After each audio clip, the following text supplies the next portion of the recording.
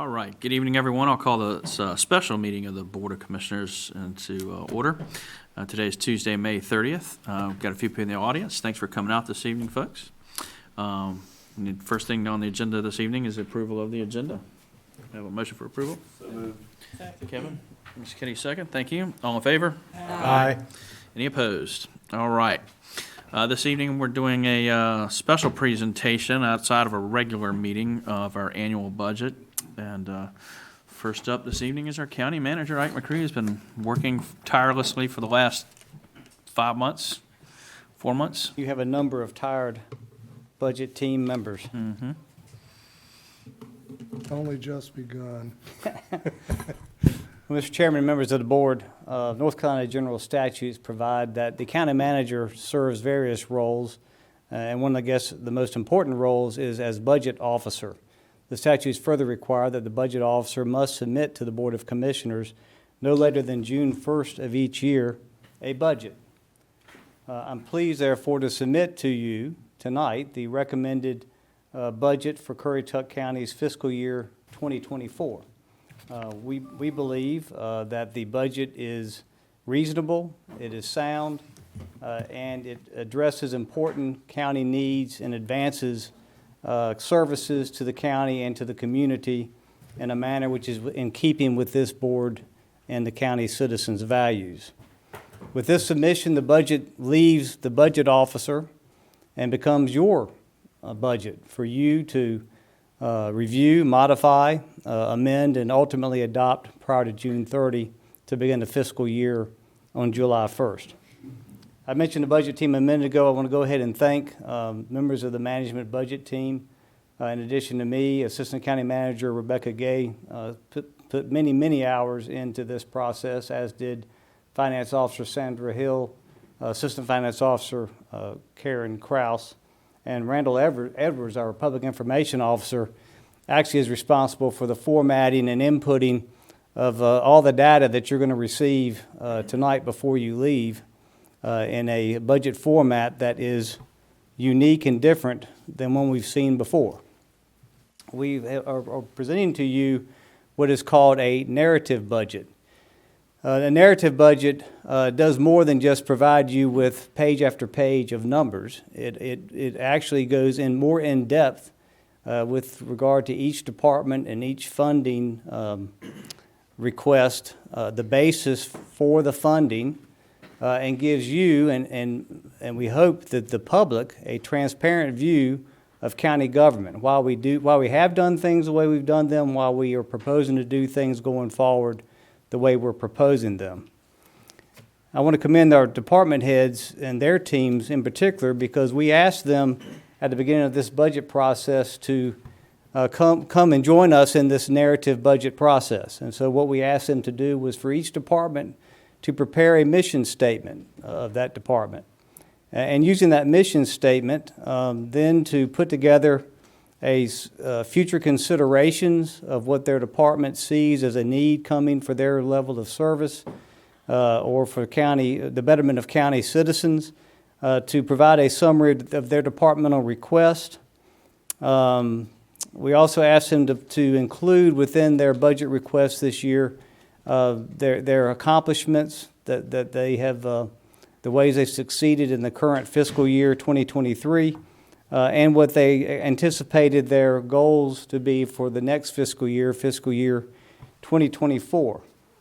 All of them responded well, and I think you'll be pleased when you see the way they have responded. I know that the number of times that we've reviewed drafts of this narrative budget, I'm learning something every time I go through it. And so I expect that you will also learn something, as will the public. The other important aspect of this narrative budget is that you will find it, I think, as I'm starting to find it, to be a handy reference tool.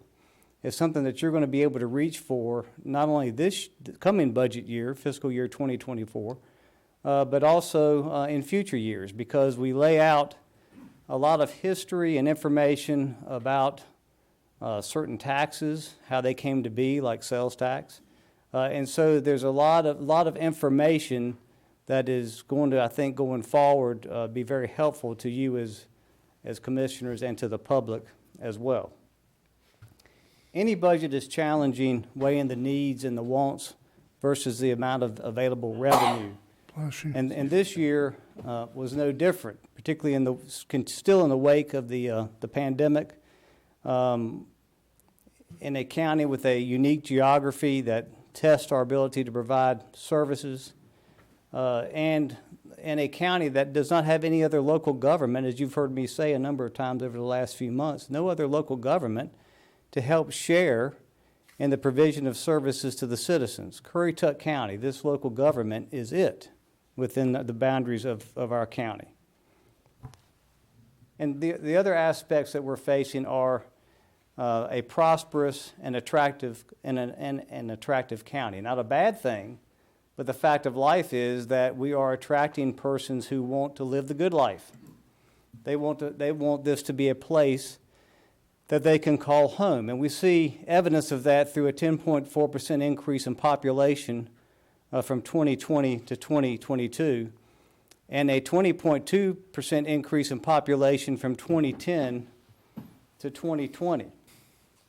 We also know that we are attractive to visitors, and that we've seen a 9.56% increase in occupancy tax so far this year over last year, and still expect to see 55 to 60,000 visitors come to the county in any given week during the high tourist season. The North Carolina Department of Commerce in 2023 named Currituck County as the least economically distressed county of all 100 counties in North Carolina. Now, I know we've got some issues with that. We've got some issues with the way they determined that. But nevertheless, that's the way we are at least advertised and shown, a prosperous and attractive county. But that, of course, has provided us with some difficulty because of that ranking. We have not been able to successfully be awarded grants, in particular for the Tulse Creek Elementary School. We submitted grant applications twice for $30 million, and were denied both times, in great part because of our Tier 3 ranking, and of course now deemed to be the least economically distressed in North Carolina. Although inflation is trending downward, equipment and construction costs continue to be 2 to 3 times higher than what we have estimated. And we also are finding it more difficult to acquire equipment and material for projects. During one exercise that we did at Commissioner Owen Etheridge's request during one of your budget meetings was his question, what type of tax rate would be necessary in order to bring us back even with our current budget because of inflationary pressures. And so that was worked out to show that there would be equivalent of 4 cents of tax, or $3,244,000 to fund the fiscal year 2024 budget at the same level as our current fiscal year 2023 budget. So again, the inflationary impact is there, and not only hitting our citizens, but their county government as well. As I said a moment ago, geography is also something that causes us some difficulty with providing services, and it sometimes can be more costly because of our geography. We know that we're divided into many different parts. We have the mainland. We have Corolla, which requires one to drive through another county to reach it. We have the North Beaches, which also requires driving through another county to reach it, and up to 13 miles of travel on a beach.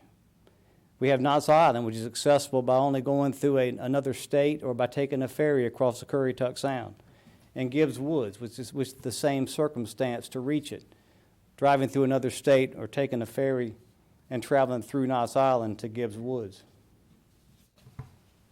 That is a difficulty that and also by not having any incorporated areas, no cities or towns, like 98 other counties in the state, we are it. We're the only county, only governmental entity that's able to provide services to our citizens. When we speak of the budget, we typically think about the general fund, although there are numerous other funds that the county also holds. But the general fund is the one that most people think about, and so I will now focus mostly on the general fund, although all the other funds and their financial information will be contained in the narrative budget document that you'll receive before you leave tonight. The general fund is the principal operating fund for the county. The major county's operational activities are included in that fund: general government administration, public safety, education, human services, and other governmental services that regularly touch the lives of citizens. The greatest funding out of the general fund goes 36% to public safety agencies, and 17% of the general fund is proposed to be appropriated to the Currituck County school system. Public safety agencies include the Sheriff's Office, Fire and EMS, the volunteer fire departments, communications, and emergency management. The proposed 17% of the budget for the Currituck County schools is for current expense and capital outlay requests. So let's move into public safety. What will we be funding in this recommended budget? Well, first of all, we have an aging fleet and mounting maintenance costs for patrol vehicles in the Sheriff's Office. It had been the tradition of the county to maintain a regular rotation schedule of replacing a certain number of cars each year and taking older ones out of service. That was stopped for about 2 fiscal years, but we are now moving toward re-implementation, particularly as we see maintenance costs rising and that part of their budget becoming higher and higher. And so this budget will fund the replacement of 15 patrol vehicles and purchase 1 new vehicle at a cost of $842,103. Be aware that next year there will be a similar request from the Sheriff's Office to get us caught back up and back into a regular rotation. Hey, Go ahead, Kevin. I was going to say, and if you can add on that too, and like, you know, you can obviously do math. Somebody can point there and say, hey, what does a car cost? It's not that the car itself, that's the radio. The radio's $5,000. The computer's 30, you know, so there's that whole total number is all the belt. Total Total package. Just so, I mean, like, That is correct. That's striping. just so the citizens can know, like I said, because it's, you know, we don't have Ferraris or anything like that we're driving around. Right, So. that's striping, that's radios, that's lights, that's it's cheap. that's computer, docking stations. It's the whole bit to make a patrol vehicle ready for full use by a deputy. Now, how many vehicles does the sheriff department have? Do you know offhand? It's we over have- 70. We- Yeah. We have counted that. We don't know right Right, offhand. right. Okay. If you ride by there, everything to the right of the jail is to be decommed and sold. And then in the back, there's a couple of those as well. And then there's a couple like we talked about before that are some, I think we have 4 that need transmissions and, you know, and they've aged out too. So like there's some that should have been taken out, like he said, of the years. There's some that should have been taken out last year, and there's some vehicles that are 2 to 3 years old that were supposed to have been taken out, but we're still having to use them, so. And so again, this effort to resolve that issue by getting us back into the rotation. We also are going to recommending funding a renewed focus on school safety. Unfortunately, due to shootings across the country the last number of years, our students and teachers seem to be more at risk than they should be. And so this budget will recommend allocation of $765,225 to fully equip 6 school resource officers and 1 deputy with patrol vehicle to back up school resource officers if they happen to have to be away from school for some purpose. This will provide for a school resource officer in every one of Currituck County schools. We hope that this will keep students and teachers safe and give them peace of mind going forward. Like our sheriff's office this current fiscal year, as we entered into it, the detention center is having a lot of issues in retaining employees and hiring vacant positions. And so we propose in this budget the solution, much like we did with the sheriff's office as we addressed the issues there successfully, that we will propose implementing an incentive pay plan for detention officers that will allow for step increases in salary upon completion of certain training and certification, and hopefully that will help us cure the issues at the detention center. Our detention center is professionally run, very well run, and that's an important aspect to consider, particularly with regard to funding this incentive pay plan, because there are fewer places of higher liability exposure to a county than the operation of its jails and the safekeeping of its prisoners. Our jail's used constantly as a model for the state. They send people over all the time because they do such a good job. And so as we continue to be an attractive place to call home, we can expect that there's going to be more people moving here that have medical conditions, or there's just an increase in likelihood of accidents. And we're starting to see that as our emergency medical services, while still able to respond to the call, is becoming stretched. For example, EMS responded to 4,785 calls in 2018. In 2022, that had risen to 5,882 calls. And so there's been a 22.9% increase in call volume for emergency medical services over the last 4 years. Recs were up 1,000 in 2022, 300 and some in 21, and 1,320 in 2022. But we're full highway patrol, so that's a good thing. And much like our aging fleet in the sheriff's department, so too do we have an aging ambulance fleet and consequently mounting maintenance costs. In December 2008, the county purchased 6 ambulances. To extend the life of those ambulances, we rehabilitated them, some more than once, by adding new chassis and placing the back portion of the ambulance upon the new chassis. But all have now reached their end of useful life at almost 15 years of age. And so this budget will propose allocating $750,000 for the purchase of 2 new ambulances, with 2 new ambulances to be acquired over the next 4 fiscal years to totally get that fleet back in the condition that it should be.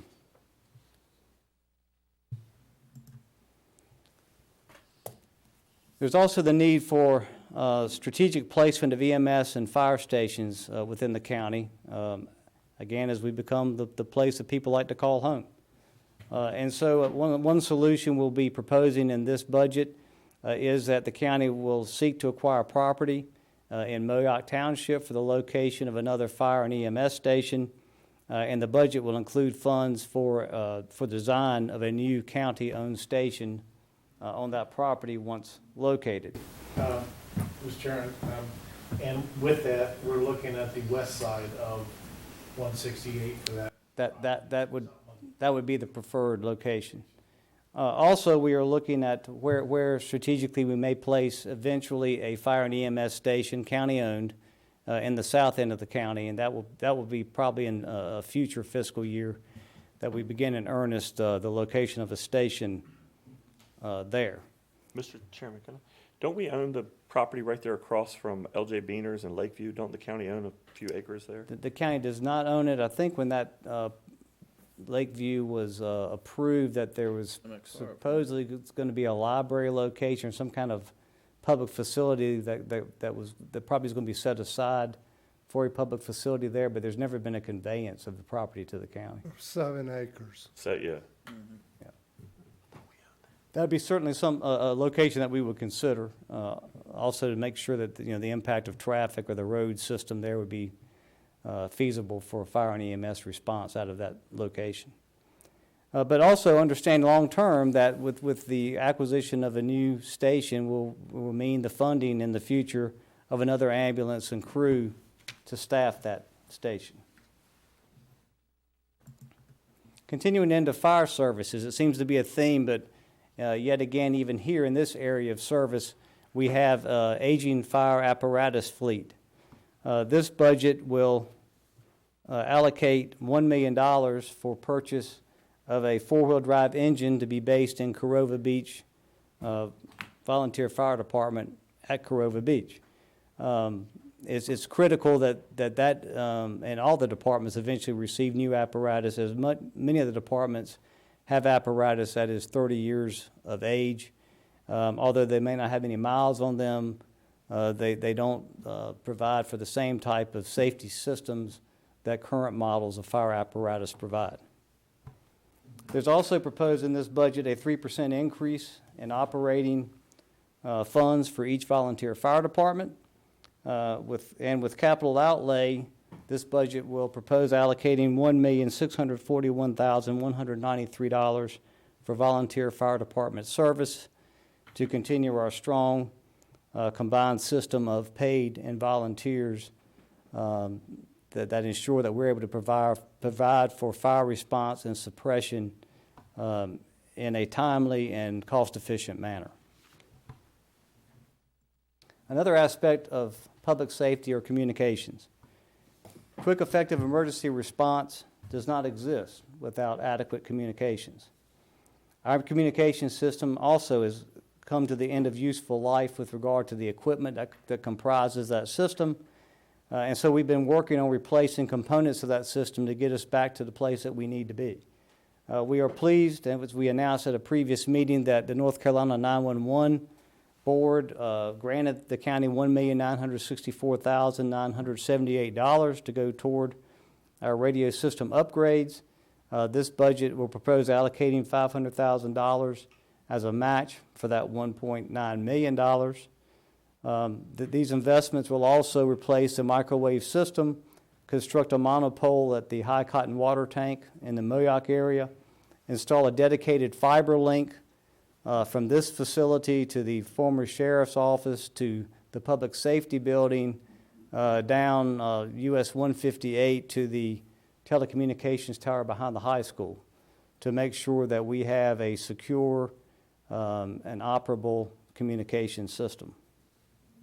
We also will be migrating from conventional radio system to a trunked radio system, going from a conventional system that requires a first responder or public safety personnel to actually turn manually knobs on the radio to find an open channel, whereas a trunk system will, by computer, search for an open channel and allow for communication without having to manually operate the radio to find one.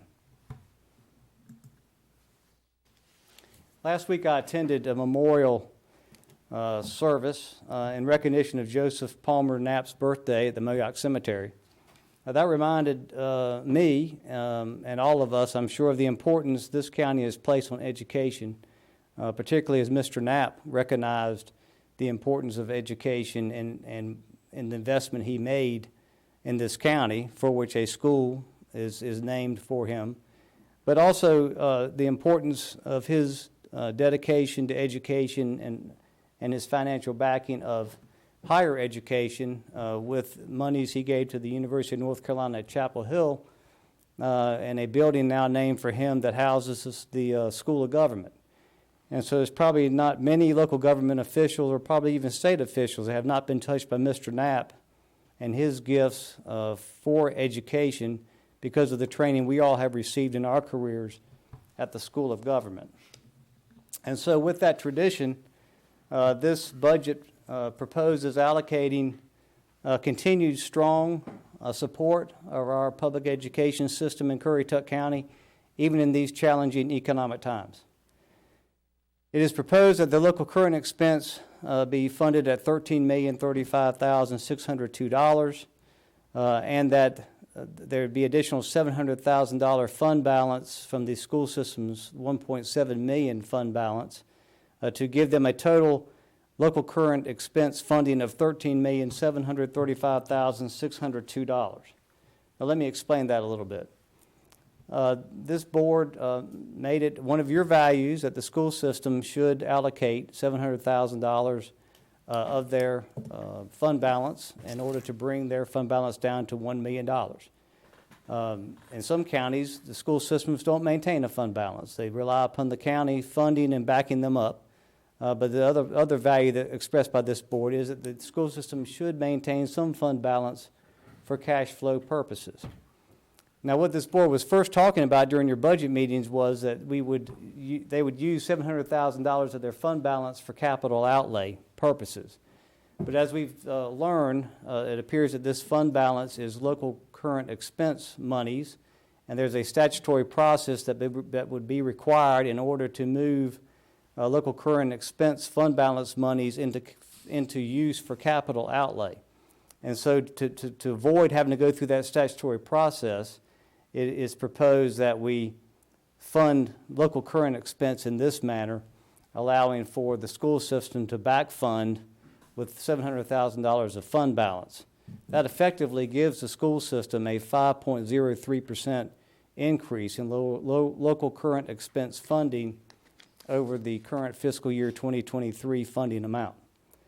Also, another thing to remind the board, as you recall at your last meeting when we discussed the budget, there was a belief, particularly with regard to school resource officers, that as the county put up $722,000 toward that effort, that the school system should also be expected to put in some money for that effort.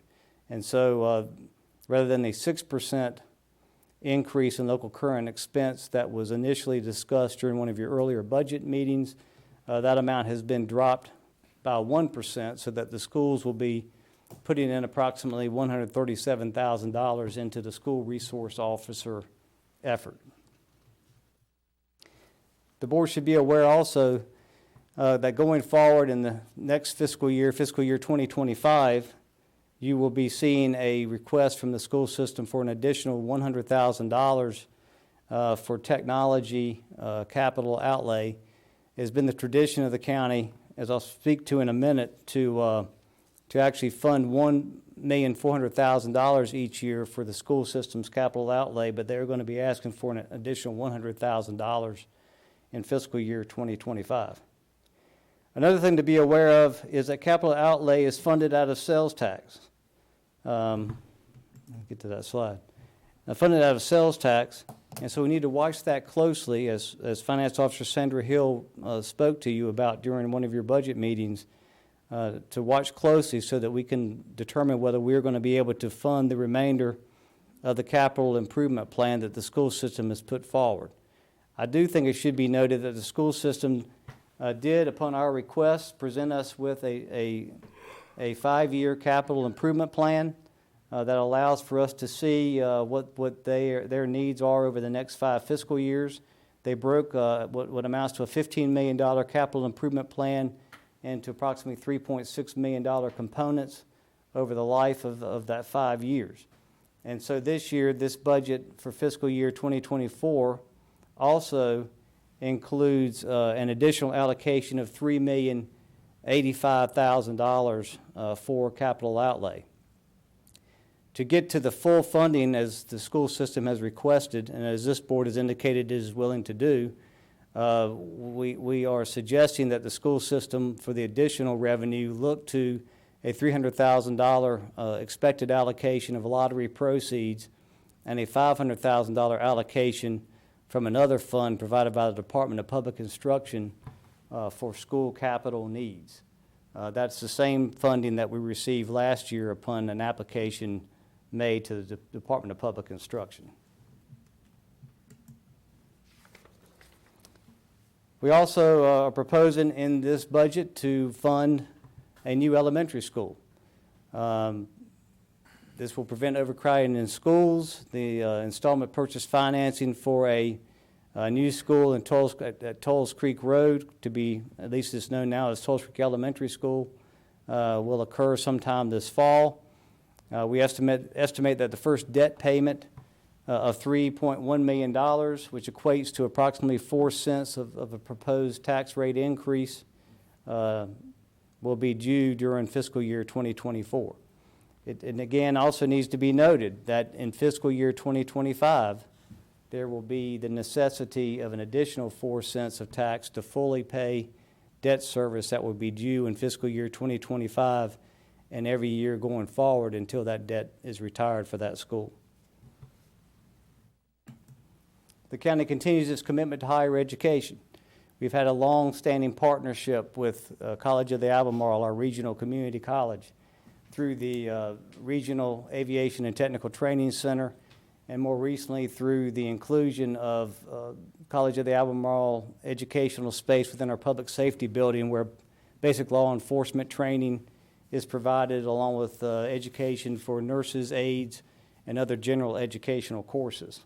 This budget will continue that partnership with the allocation to the College of the Albemarle, and the same amount as allocated in the current fiscal year of $243,927.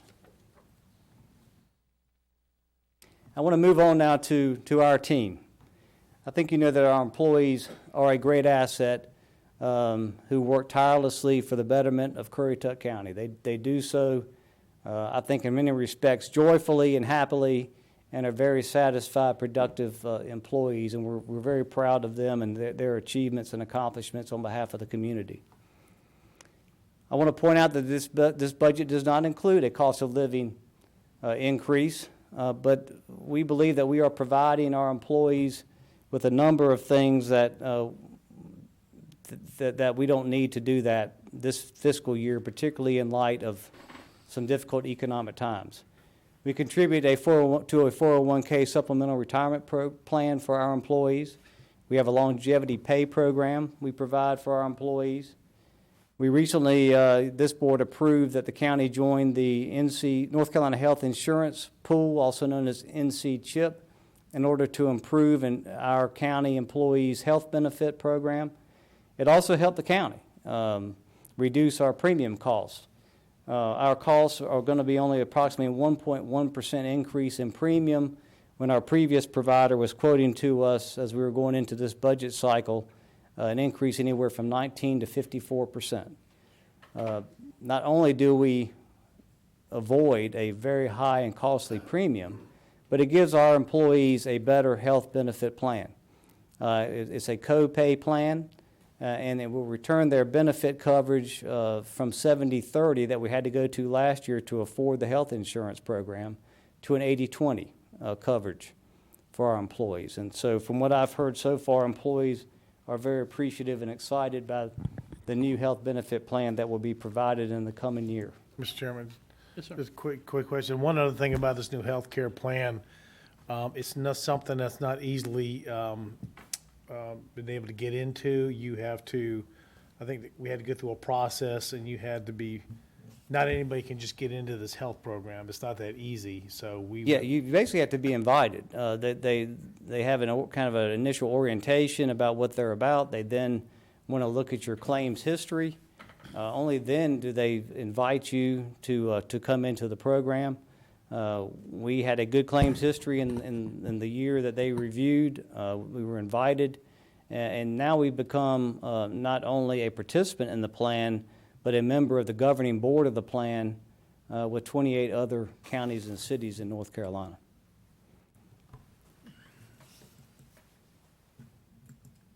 Oop. Just skip to the end, Ike. Yeah. This one, no personnel changes in the proposed budget. We propose the addition of a telecommunicator one in communications. Again, we think that's necessary and essential for the call volume increase that they are seeing and for adequate coverage. Our airport, as you have received reports, is just becoming a phenomenal operation out there. The type of aircraft, the number of aircraft, the amount of fuel that we're selling, we are now in the black as opposed to after having operated in the red for decades. And there's some great opportunities on the horizon for our airport, so we think a lineman full-time is well warranted. For reclassifications, we recommend a detention officer position be reclassified to a Secretary 1 position in the Sheriff's Office. That's a position that's effectively for many, many years been acting in that capacity anyway. And so we feel like it's necessary to actually reclassify that position to what the work has been. We recommend the EMS training officer grade be raised from 70 to grade 77, likewise with the fire training officer. We recommend in Department of Social Services that Administrative Services Officer 1 at grade 70 be reclassified to a Business Officer 1 at grade 76, as that department has indicated that that is really the type of work they need from an employee and will be a better benefit to the business operation of the Department of Social Services. And then finally, we recommend an accounting clerk 2 at grade 53 be moved to an accounting technician 1 at grade 68, also at the Department of Social Services. I do want to note there's not been included in the proposed budget at this time, but we need to be aware that with Medicaid expansion, assuming the governor signs the state budget, we will have some partially unfunded mandate coming to us. And that will mean we will have to hire approximately 5 income maintenance workers to be able to handle the expected increased Medicaid coverage. If and when that happens, we'll come back to you at the appropriate time to create those positions and seek funding for them. So not only do we have the general fund and many other funds, we also have an enterprise fund. Well, what's the enterprise fund? Enterprise fund are those types of county functions that are business type in nature. And so we have in particular our water department, our sewer department, and our solid waste operations all come out of the enterprise funds as they charge rates and receive revenue for providing a service. Highlighted projects are before you in the proposed budget. We seek to fund in this budget a new reverse osmosis well in connection to the Southern Outer Banks water system. That well will be over by the Wellhead Club building. The Southern Outer Banks water treatment plant expansion also will be funded by this proposed budget. That's in order to keep up with the amount of water demand that we are seeing in Corolla. There's proposed a 16-inch water main upgrade from Sligo to the High Cotton elevated tank in Moyock to ensure again that we're able to provide sufficient water to Moyock Township, as well as the reverse osmosis well number 4 in connection to mainland water treatment plant and the mainland water treatment plant expansion, in order that we're going to be in a good place that we can continue to provide adequate and quality water to our citizens, whether they be on the Outer Banks or they be here on the mainland. Solid waste is another demand that we need to meet. And so we propose in this budget acquiring land for a new convenience center in Moyock Township. I would anticipate and think that the best location would also be on the west side of Moyock, much like a new fire and EMS station. And Panther Landing continues to be, I think, a very popular place for people to dispose of their solid waste, as the only place in Moyock Township to do it. And so this budget will include funding to design expansion of the existing Moyock convenience site on Panther Landing Road.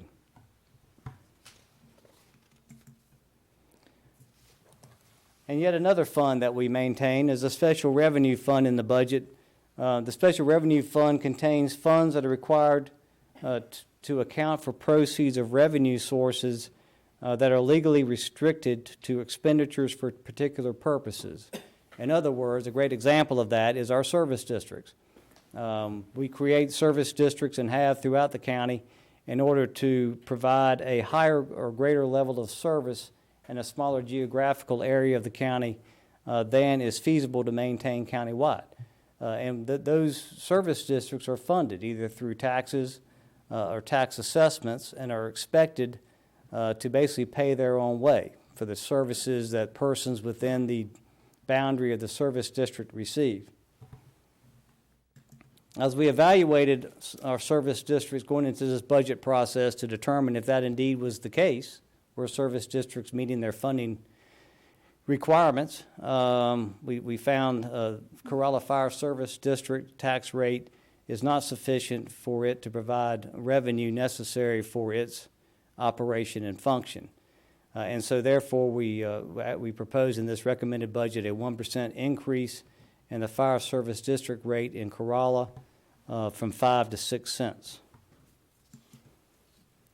Likewise, the Knox Island Fire Service District tax rate at 5 cents does not provide revenue sufficient to cover the cost of its service. And so much like Corolla, we recommend in this budget an increase in that tax rate by 1 cent, from 5 cents to 6 cents. Hog Bridge Ditch Watershed Improvement Service District, we had a meeting recently where we discussed that it's almost a duplication going on in this particular service district. In 1916, a jury ditch was created by, or commission was created by the Superior Court of Currituck County, designating a certain area around the Hog Bridge Ditch Watershed Improvement Service District area as a jury ditch, meaning that it would have a governing board, and does now to this day has a 3-member governing board who have the authority to assess property owners within that jury ditch area for any type of project or services that are rendered to those property owners. Sometime in 2000s, the county created a service district covering the same area that was covered by the jury ditch commission. And so we would propose, because there was discussion about repeal of the county service district, allowing the jury ditch commission to continue on with its regular governance of that area, that there be no tax implemented in the fiscal year 2024 budget for the Hog Bridge jury ditch.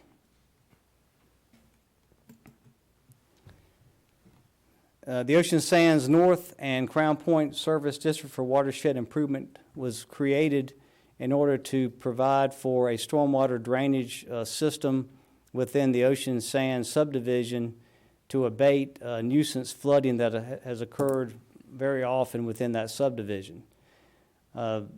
There has been designed, and there was designed, a 3-phase project within Ocean Sands to fully at one time take care of those issues through the construction of a stormwater infrastructure project. Unfortunately, again, because of inflationary reasons, the cost, the bids came back too high, and so we were not able to go forward on that project. And so, meeting with the advisory board for that district, we tried to and have now established phasing phase 1 of that project, so that there can be some implementation of the desired overall plan earlier rather than later. And so, in a recent meeting with the advisory board and with the engineer for the project, it was determined that an increase in the tax rate to 25.5 cents from 15 cents would allow for them to go forward and within 3 years at least construct enough of the phase 1 project to get to a point where they could then make a determination of whether to go into Crown Point from that point or to go north further into the subdivision toward the lake in Ocean Sands in order to alleviate the flooding situation there. But based upon their recommendation, it is proposed that the tax rate be placed at 25.5 cents within that service district.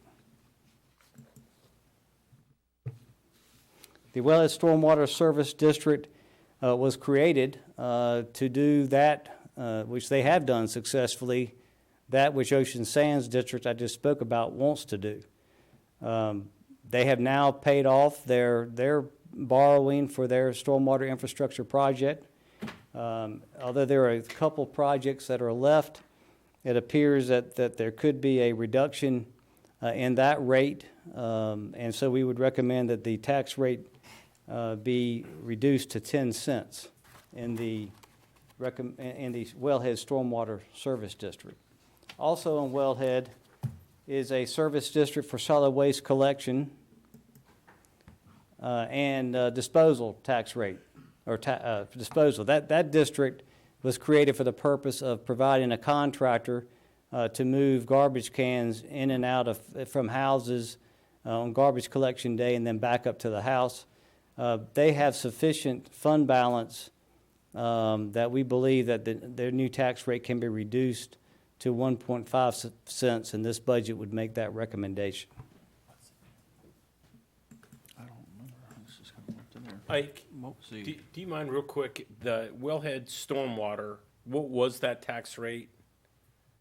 Was it 15? I'm sorry? 15 and a half. Yeah, No. Okay. I thought Did you so. say So Ocean Sands? 15 and a half down to 10?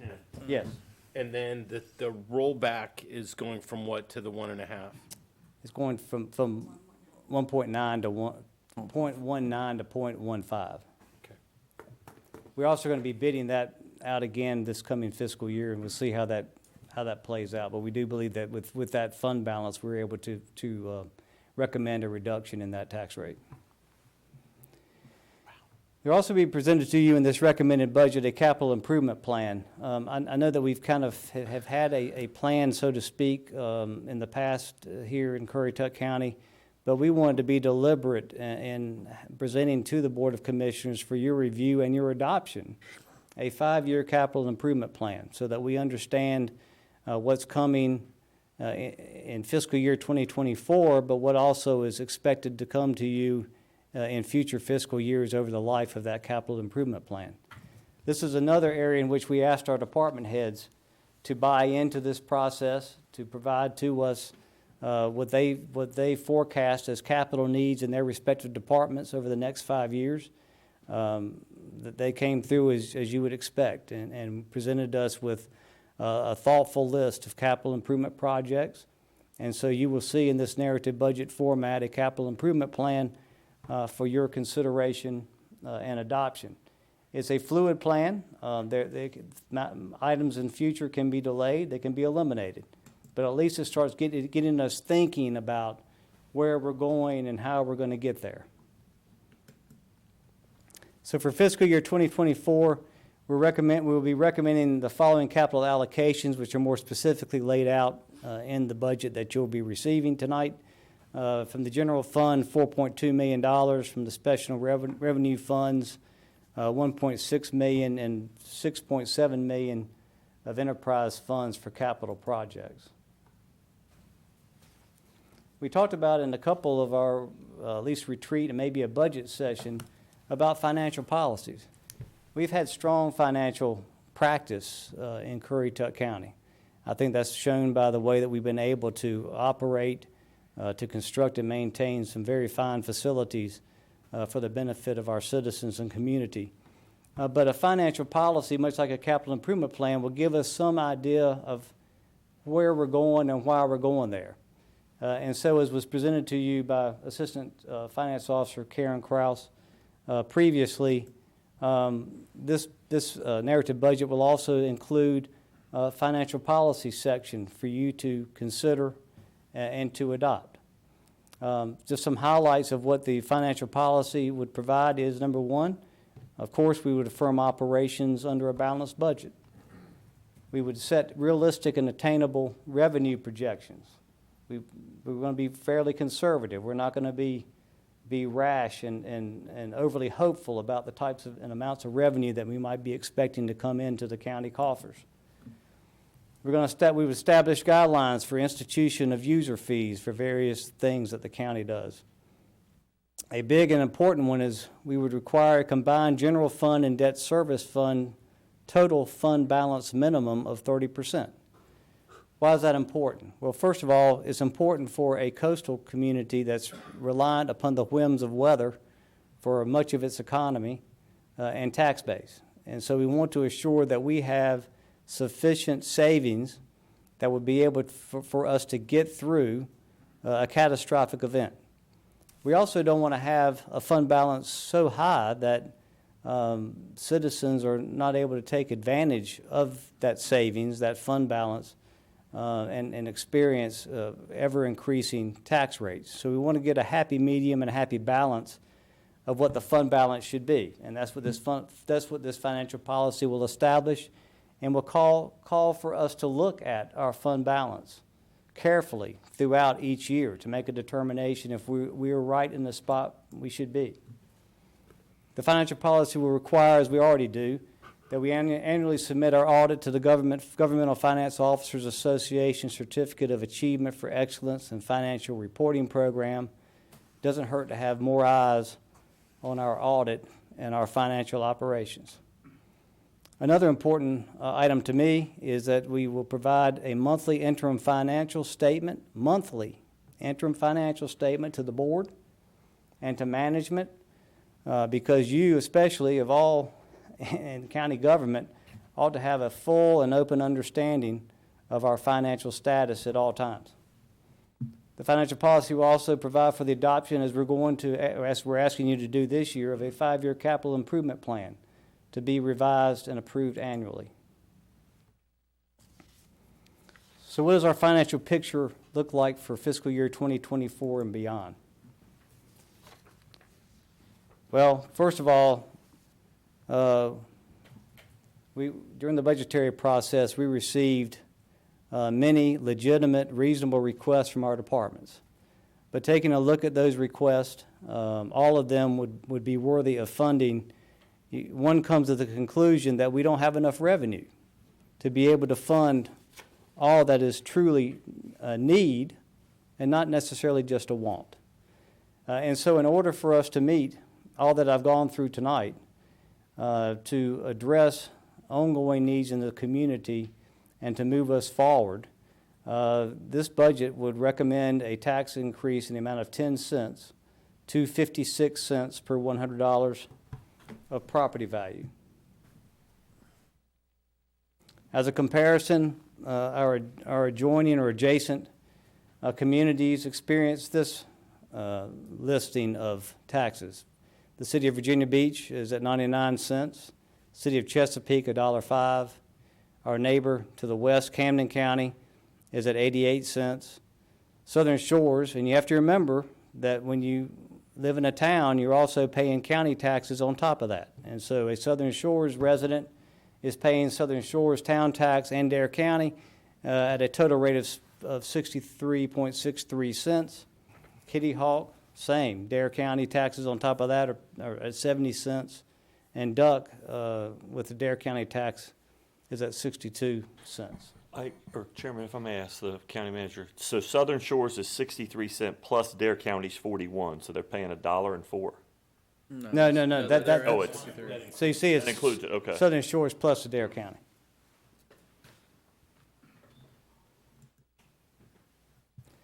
Looking ahead, as I said a few moments ago, a full debt payment will be required for Tulse Creek Elementary School in fiscal year 2025. That will require an additional 4 cents of tax, which will set the rate at fiscal year 2025 at 60 cents per $100 of property value. So the fiscal year 2024 recommended budget, and again, this is the general fund budget, is $77,330,167. What happens next? The recommended schedule for you as you move toward adoption of a budget is after tonight, that there will be time that we can set aside before your meeting next Monday, if you desire, for a budget work session. After you've had a time to go through some of this and digest it, if you have any questions or want to raise any issues or modify what is proposed to you, June 19 will be scheduled a public hearing on the budget where you will receive comments from citizens that night, but certainly citizens may feel free to communicate as laid out within the narrative budget, communicate with you through email to the common email here at the county, which will be forwarded to you, or any other means or medium that they want to communicate with you about the budget. And you can possibly adopt the budget on June 19th or any date thereafter, so long as the budget is adopted prior to July 1. With that, the this recommended budget will be posted on the county website, and a hard copy will be available in Leanne Walton, clerk to the board's office, here in the historic courthouse, beginning tomorrow. And there's an email for comments that can be sent to you, commissioners, from the public about their thoughts on the budget. So did I hear earlier saying if we did nothing, if we funded nothing new, the schools, nothing, just to stay as last year's, we'd have to do a 4% just to maintain what we did last year? That was the A 4 exercise cent- that we 4 went cent through. tax, I mean. Yes. Okay, and then this coming year, we're doing 4 cents towards the new elementary school That's correct. to help for the first payment on that. Yes. And then we're talking, okay, so that's, okay. Basically leaving us 2 cents to take care of everything else. Well, and a big part of that 2 cent is gonna go towards, either capital improvements Yes, here in this yeah. building and capital outlay for the schools, right? Yes. So, yeah. Okay. Questions, comments, concerns? from the- No, I mean, we're fortunate, and nobody wants to pay more taxes. I don't want to pay more taxes, but, you know, for what the other counties charge, you know, and like I said, I mean, we're very fortunate here for the services that we have with zero help from municipalities. So for the ones out there in the public that want to complain about it or whatever, you saw the other tax rates from the neighboring counties. Feel free to pack your stuff up and head that way if you don't like it. I strongly stand behind that comment, because when people want to complain. So, I mean, we got it good here, and I appreciate all that the staff has done on it, because it's a great place to live. Well, I also encourage each of you to communicate with me or any other members of the budget team to help answer any questions you might have or to flesh out any recommendations that have been made in the proposed budget. I believe we're getting a hard copy. You will tonight before you leave, Are we yes. getting a soft copy too? We can make it available to you. What format would you like it emailed directly, or would you like it in a I'd love it format? on a stick, please. Okay, we can do that as well. Yeah, we've always Yeah. gotten up. Because it's one of those special zip drops, because it's so big. You know, Nah, it's I not think that big. it might be able to fit just on a typical. Right. Okay. Thank you very much, Ike. I know you and the staff put a ton of work into it. It seems like every time I called you, you were in a budget meeting somewhere and never answered me for the last several months, so. All right. All right. Well, that means your phone's gonna start ringing. Any other comments from the board at this time? Okay. Well, we'll take I'm gonna adjourn from this, but we'll be taking a short break in between. We have a special meeting in the Tourism Development Authority's budget after this, and then we go into the Ocean Sands Water and Sewer, which is always exciting, before we're done this evening, so. Not the term I would have used. Right. Well, yes, and then when we're all done with that, some of you have obviously shown up for a work session, probably Mark especially over there.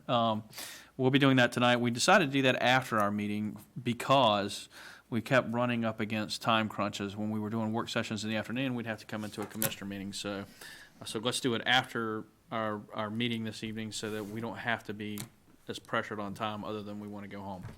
So with that, can I have a motion to adjourn this? So moved. Have a second? Second. Thank you. All in favor? Aye. All right, we'll stand and recess for a couple minutes before the next meeting, and we'll move on.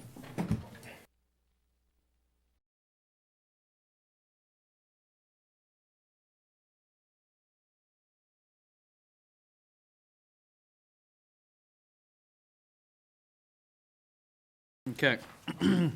All right, call the special meeting of the Tourism Development Authority, and it's a presentation of the tourism's budget from County Manager this evening. Welcome back. Thank you, Mr. Chairman, members of the board. As I said a few moments ago in presentation of the county's recommended budget, the statutes require for the Tourism Development Authority that the budget officer present to you no later than June 1st a recommended budget.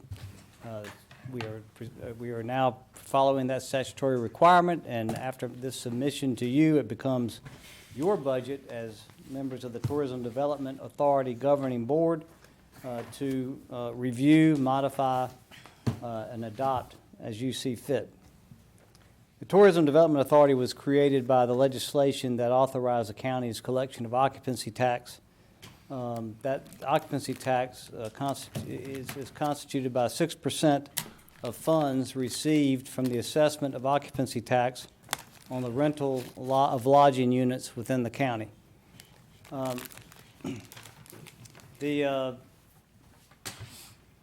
The legislation that created or authorized the occupancy tax created this Tourism Development Authority provides that 2/3 of the occupancy tax, the net proceeds of the occupancy tax, must be used for tourism-related expenditures. And I want to read briefly I just want to read the definition of tourism-related expenditures directly from the statute, as there has over the years been some misunderstanding as to what that definition means.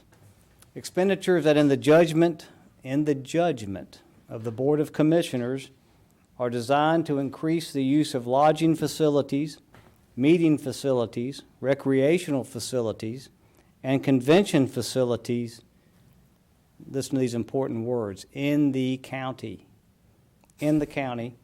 by attracting tourist or business travelers to the county, not to any geographical specific area in the county, but to the county. 1/3 of the occupancy tax is required to be used for the promotion of travel and tourism. And that definition set forth in the statute reads as follows: advertise or market an area or activity, publish and distribute pamphlets and other materials, conduct market research, or engage in similar promotional activities that attract tourists or business travelers. And interestingly, it doesn't even say to the county, it says to the area. That includes also administrative expenses incurred in engaging in these activities.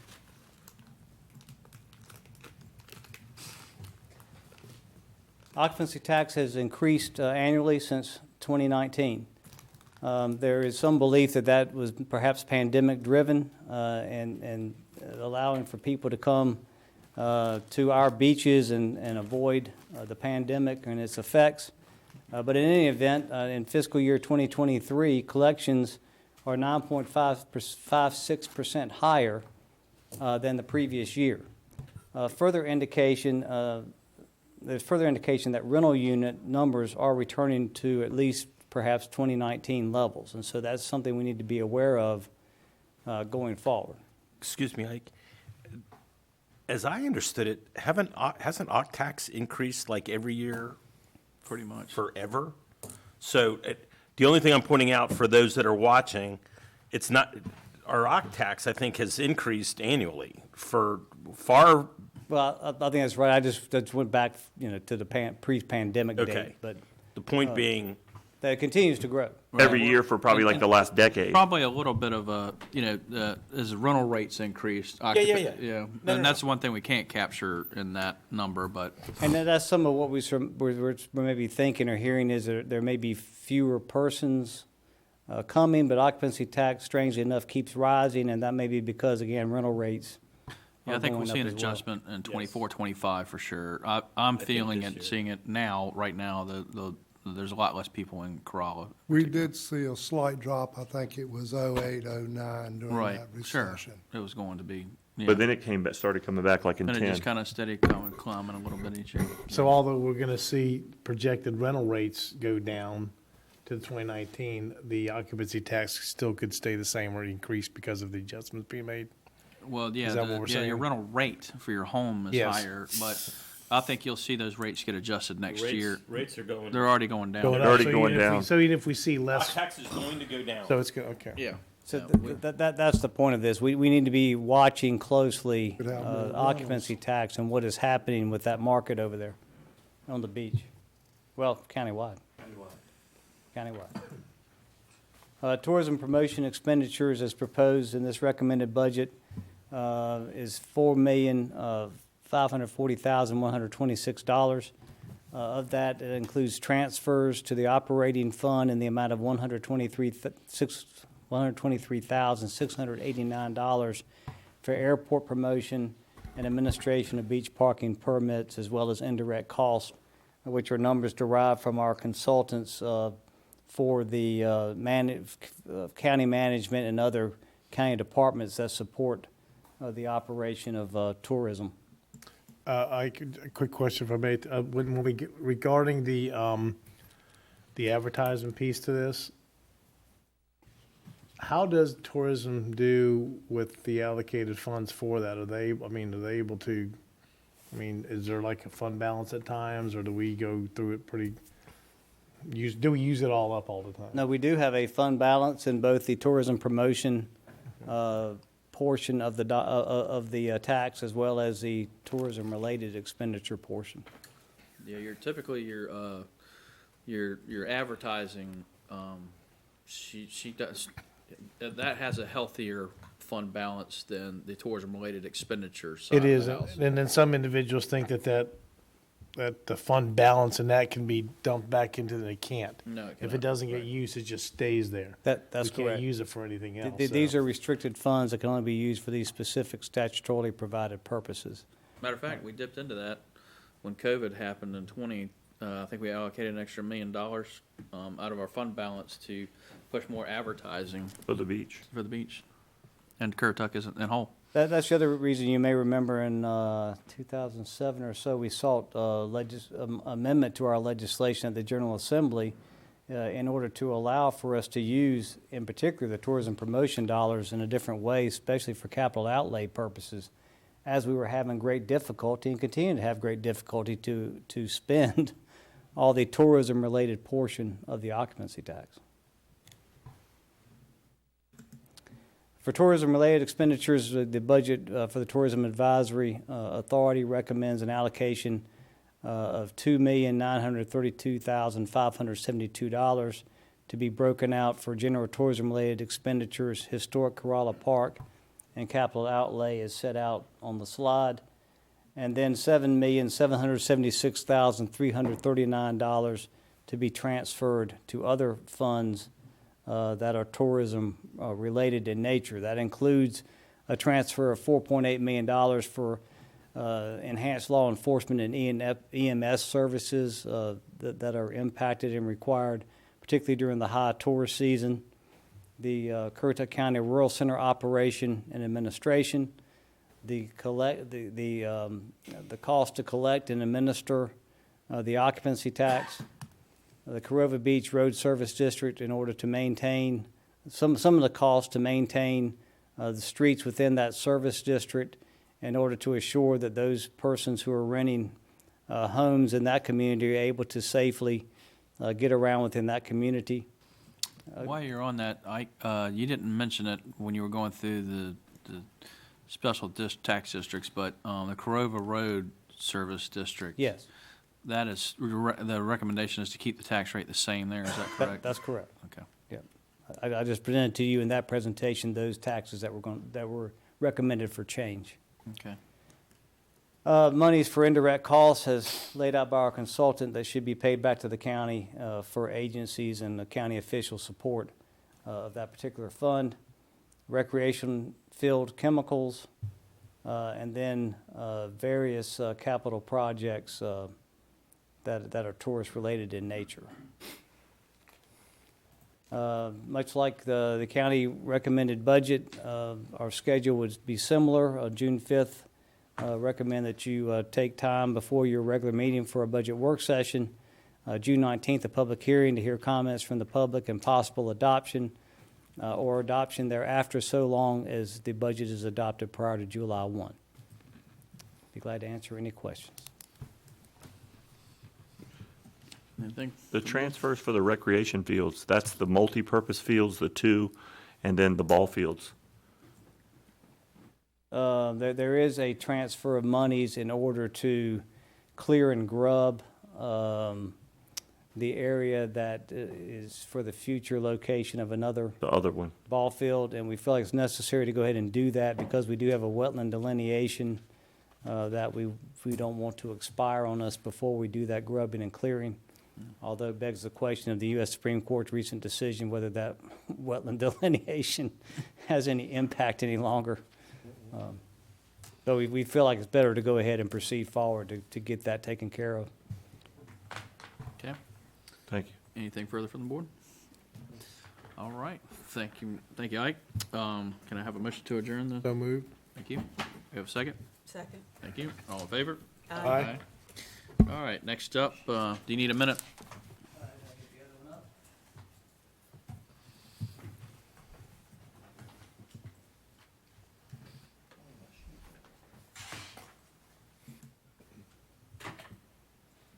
Okay. All right, next up, we have a special meeting of the Ocean Sands Water and Sewer District Board with a presentation of that budget. So I'll turn it over to you, Mr. Manager. As with the last two matters presented to you, the general statutes require the budget officer for the Water and Sewer District to present to you by no later than June 1st a recommended budget. Upon the presentation of this budget to you, it becomes your budget as the governing board for the Ocean Sands Water and Sewer District for your modification and adoption. First of all, what is the Ocean Sands Water and Sewer District? Well, Ocean Sands Water and Sewer District is a district that's created under Chapter 162A of the General Statutes of North Carolina. In this particular instance, it was created due in large part to a settlement agreement between Coastland Corporation, the developer of Ocean Sands subdivision in Currituck County, in 1987. That settlement agreement provided that the county would create a service district to provide for the construction, maintenance, and operation of water and sewer facilities to serve Ocean Sands subdivision. So since that time, there has been a water and sewer district in place, which is a different animal than the typical service district that the county has adopted in the past. In fact, this type of district is deemed to be a municipal corporation. While it's not quite a city or town, it is its own separate independent subdivision of the state of North Carolina, just like the county is. However, by statute, you as the Board of Commissioners for the county serve as its governing board. And so it has continually, since 1987, provided for the water and sewer needs of Ocean Sands subdivision. But like any other service district, it's expected that the taxes that it is authorized to assess, or the fees that or rates it's authorized to charge for water and sewer service, should be sufficient to pay for its operations and debt service. And as we've evaluated during this budget process, we've determined that the revenue is currently not sufficient from the taxes that are assessed within the district to pay for its debt service. In fact, the debt service has been paid partially out of operation money, which we don't believe is a good practice. And so this budget would recommend a new rate increase of 1.5 cents for a new rate of 11.5 cents within the water and sewer district, again, so that debt service will be properly financed. And then, because we determined that the base sewer rate is much lower than is necessary to maintain operations of the wastewater collection and treatment system, that there should be and must be a base sewer rate increase from $7.95 to $13, and you can anticipate in future fiscal years that that amount will continue to creep upwards until the actual amount that's necessary to fund the operations of the wastewater collection and treatment system is reached. So for the budget, it'd be a total of $2,788,260 would be our recommendation to you. And much like the previous two presentations, this budget would be on the same track for you to consider and have further discussion at your budget work session if you decide to hold one on June 5th. And then a public hearing on this budget as well on June 19th with possible adoption thereafter, so long as it is adopted by July 1. And a copy of this recommended budget, as with all the budgets presented tonight, will be located on the county website, and a hard copy will be available in Leanne Walton's office, clerk to the board, here at the historic courthouse. That's the presentation, Mr. Chairman. All right. Any comments, questions, concerns? Didn't think so. All right. Can I have a motion to adjourn, then? So moved. Thank you. Have a second? Second. Thank you. All in favor? Aye. All right. That will be moving into our work session for the evening.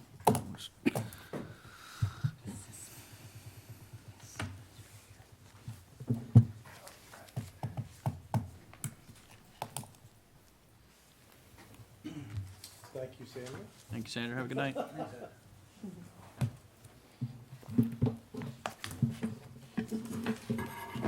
Hesitate, did you?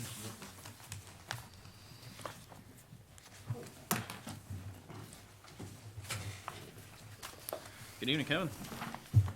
Evening, Commissioner. Thank you for the opportunity to stand in front of you again. We had a work session about this recently, and it was expressed that just wanted some further conversation, some further clarity, and just to talk in more detail. Anytime you're changing something like a lot size, density, or that sort of thing, it does have a big impact on development, and it's something that should be taken seriously. So thank you for letting me stand up here and talk with you. Just wanted to give you a brief overview of this presentation. It's really meant to spark conversation. As with anything, I think it's important to go through the basics. So I'll start with just, on a real top level, talking about lot size and density. Well, actually, first, I'm going to go over the proposed text amendment from the last work session, what you directed staff to do and what that looks like. Then go over some basic concepts, and then Donna's going to help me out. She did some really good research and took some existing developments that you've seen that have come before you and kind of put the numbers together, not only what was developed, but also some other situations and how those would impact the numbers and how many lots and the density. So you have a worksheet that goes along with that, and Donna will talk you through that one. Then just want to talk briefly about traditional development versus conservation subdivisions, and there's also a worksheet that I'll walk you through on that just gives kind of graphic depictions of what can be rendered with that. And then lastly, we can talk about open space requirements real briefly. So the proposed text amendment, this is scheduled, tracking right now to come in front of you on June 19th. Of course, that's not a solid date, so if more time were desired, we could adjust. But right now it is tracking to June 19th. There are 4 things included with this text amendment. The first was the increase in lot size. That was the big thing that was talked about.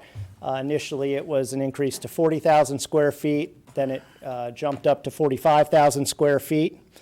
The second item was wetlands were not included in lot area for density calculations. The third was an increase in front yard setback to 50 feet, and the last was an increase in the minimum right-of-way width of 50 feet. So the increase in the minimum lot size, it really focuses on the AG and SFM districts, a majority of where the single-family dwellings are built. What it would do, it would simply, in the conservation subdivision for agriculture and the traditional and conservation SFM districts, it would change that minimum lot size to 45,000 square feet. I did not show up here the MXR district. The MXR district does have a minimum lot size of 15,000 for single-family dwellings.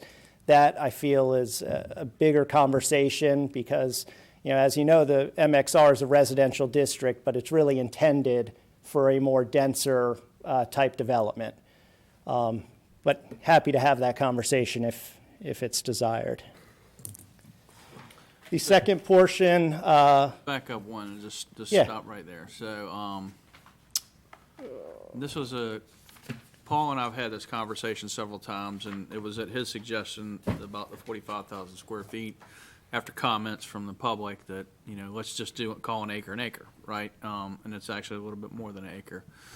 So the staff suggestion is that the minimum lot in single-family mainland would be 45,000 square. It would be a little bit greater than an acre. Yes. As opposed to an acre for density and doing a half-acre lot size maybe, which increases open space if you, right?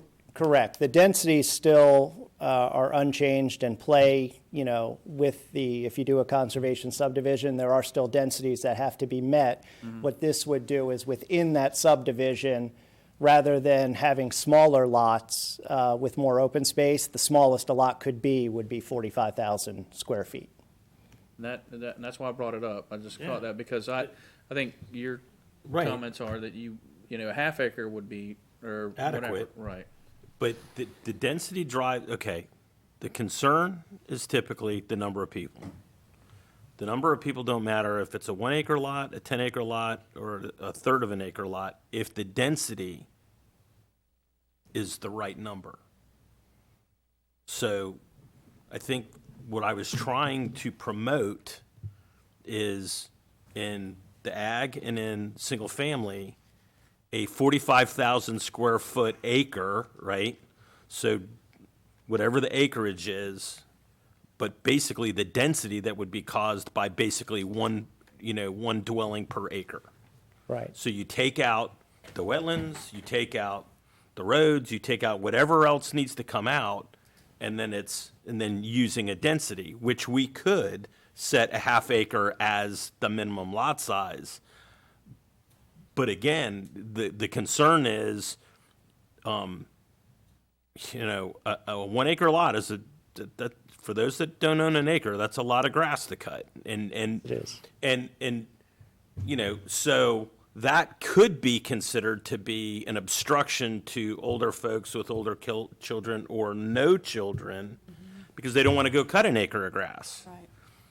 And so we may actually encourage more children.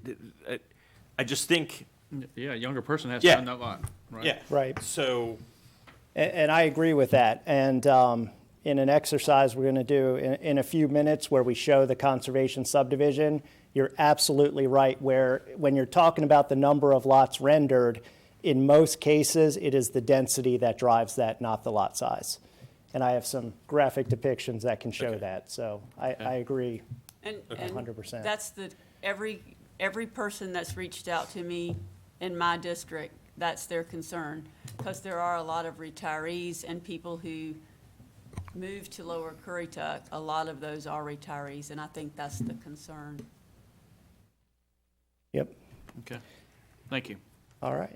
you anticipated. Well, no, and this is what I'm hoping to come from. This Got is it. good conversations and good ideas moving forward. So, thank you. Real briefly, the second portion with the wetlands not included in lot area for density, that's as simple as just adding some language in to the definitions when it deals with lot area, adding in the 404 designated wetlands. Currently, the CAMA designated areas are not included. This would add in wetlands. The third proposal was to increase the minimum front yard setback. Again, this is as easy as going through chapter 3 that lists all the dimensional requirements and changing the front yard setbacks in the ag and SFM to 50 feet. And then lastly, increasing the minimum right-of-way. That's addressed on table 6.2.1D. And under conservation subdivisions, just changing that from 30 to 50 feet. So then just wanted to talk about lot size and density real briefly. In this presentation, the point is I just wanted to give a few graphics that really break it down to its simplest form. The first is dealing with lot area and what's included and what's not. What is included are private easements. What's not included when you factor in lot area are public rights-of-way, areas below the mean high water mark, CAMA designated wetlands, 404 wetlands, and not pictured on this graphic, any flag or pole portion of a flag lot. And then just to give you an example, this lot here, 100 by 500 foot lot, 50,000 square feet. Once you take out the CAMA 404 and mean high water, the lot area would actually be 42,000 square feet. So I just wanted to give a mathematical depiction of how we calculate lot area. The next slide speaks to how density is calculated. Again, what is and isn't calculated. Currently, we talked about this, that wetlands, any kind of open area, recreation, and stormwater facilities are all included in the lot area or site area to get the overall density. So in this example, we have a 69-acre lot. Of all the open space areas, only the CAMA wetlands would be taken out, which would render 64 acres to calculate density. Pictured here, there are 64 dwelling units, so this would have a density of 1 dwelling unit per acre. And again, it's close to scale, not exact, but I just wanted to give a graphic depiction. And then lastly, I just wanted to put out there the densities and how they're addressed in Imagine Currituck. Now, Imagine Currituck is tracking to come before you in July. We've gotten through all the state hurdles, and it's ready to go.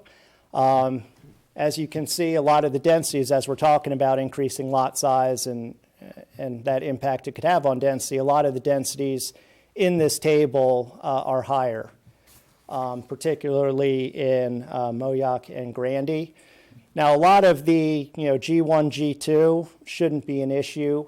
It's not providing, you don't have a right to 1 dwelling unit or 2 dwelling units an acre. This is just a recommendation of up to. The areas that we might want to look at and consider in the future are areas such as Moyoc, where it's up to 12 dwelling units an acre, and that is contingent on a master plan and having county sewer, but it also looked at when we had Currituck Station and that sort of dense development desired. So I think that's definitely something we should look at. So I just wanted to get this out there and throw it out there. Kevin, the previous slide that you had, I'm looking at that still, it was 69 acres, like I know it's lots of the whole thing. Mm-hmm. But like you said, so they would get 1 acre or 64 lots out of the 64 acres that's left. And then, those lots would be, with the stormwater and the other stuff, I mean, probably like a 35,000 square foot lot? 64 acres, yes, probably about 30,000. But they would still only square get feet. 64 though. But they would, yes, this speaks to density, not lot size. Density, not lot size, okay. So they would still only get the 64 dwelling units, and this represents a 1 dwelling unit per acre density. Our ordinance does allow for, well, that's about as dense as our ordinance allows for in the SFM and NAG. Thanks. Yep. So now I'm going to turn it over to Donna to go through a few existing developments. She does have a worksheet that goes along with it. We looked at 6 developments, all different zoning districts, different densities. So I will turn this over to Donna.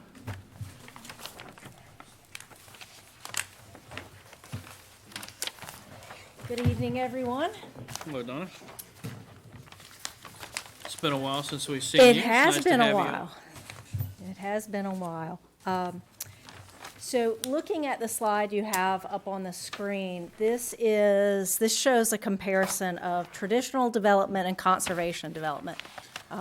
Sometimes you'll see a project come before you that's in a certain zoning district and they are showing traditional developments. And what does that mean exactly?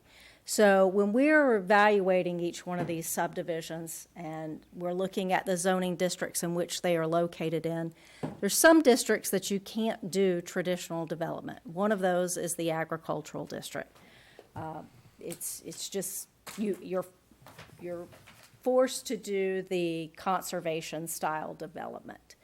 And what that does is it gives you that ability and flexibility to reduce that lot size down, but it really focuses on density and how many dwelling units you could potentially have on a particular piece of property with an expectation of a certain amount of open space being dedicated. So it's a scale in the agricultural district, and it varies between 50 to 60% open space, and that determines your density. And it can be anywhere from 0.15 dwelling units per acre, which is a really low number if you are not connected to county water, up to 0.4 dwelling units per acre if you are connected to county water. So it's a lower number. It's not that 1 dwelling unit per acre scenario. In the SFM, you have the flexibility of doing either. And, it's often looked at, what is my maximum number? And that can depend on wetlands that might be located on the property, because in conservation subdivisions, you're required to set aside that wetland area, and you have to put that in open space.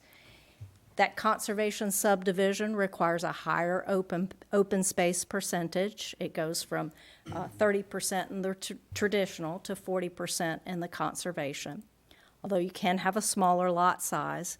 But you notice on the right side that development density goes from 0.33 dwelling units per acre up to 1. So there is a variation there.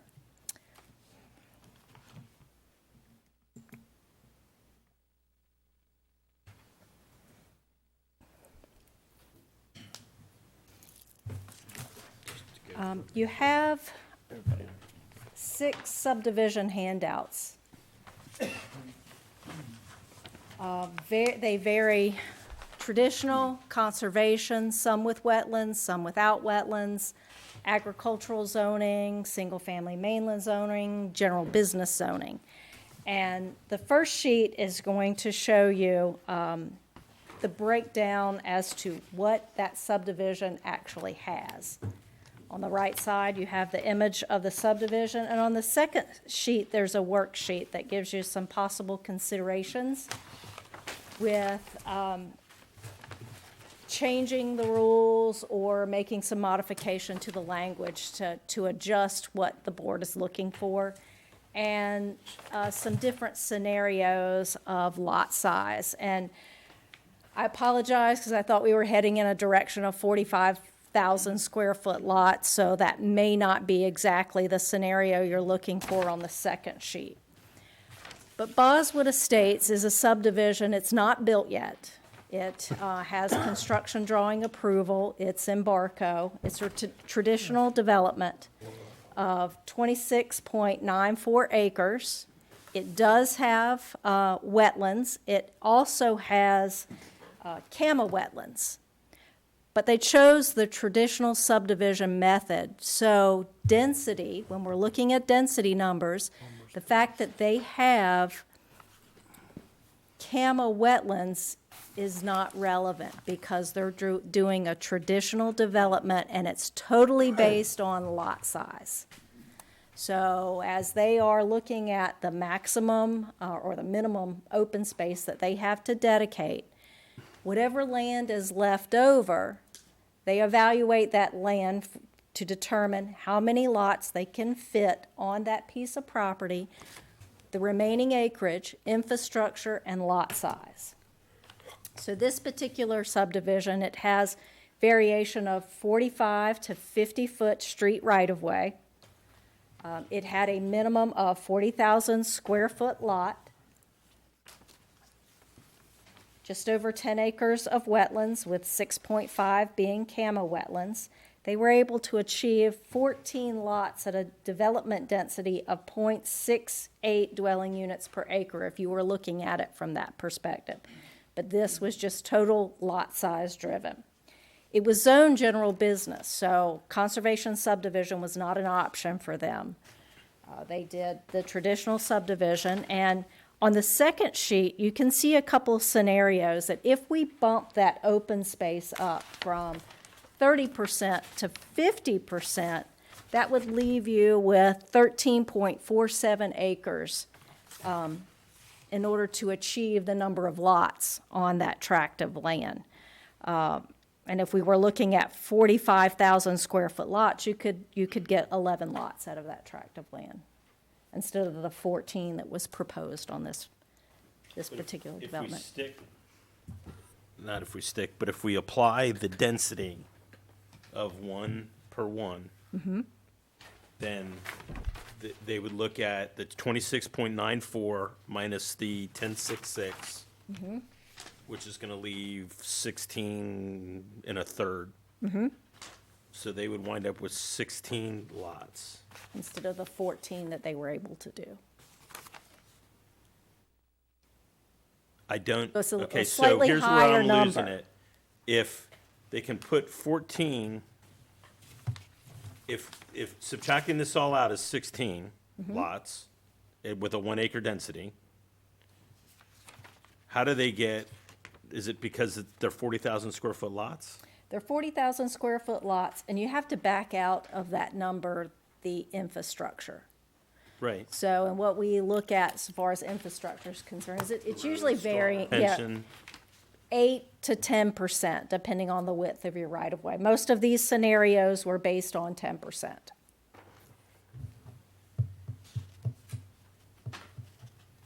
So although on the surface, that 1-to-1, I mean, at the end of the day, the smaller the chunk of land that you're dealing with, the more waste you're gonna have with acreage, right?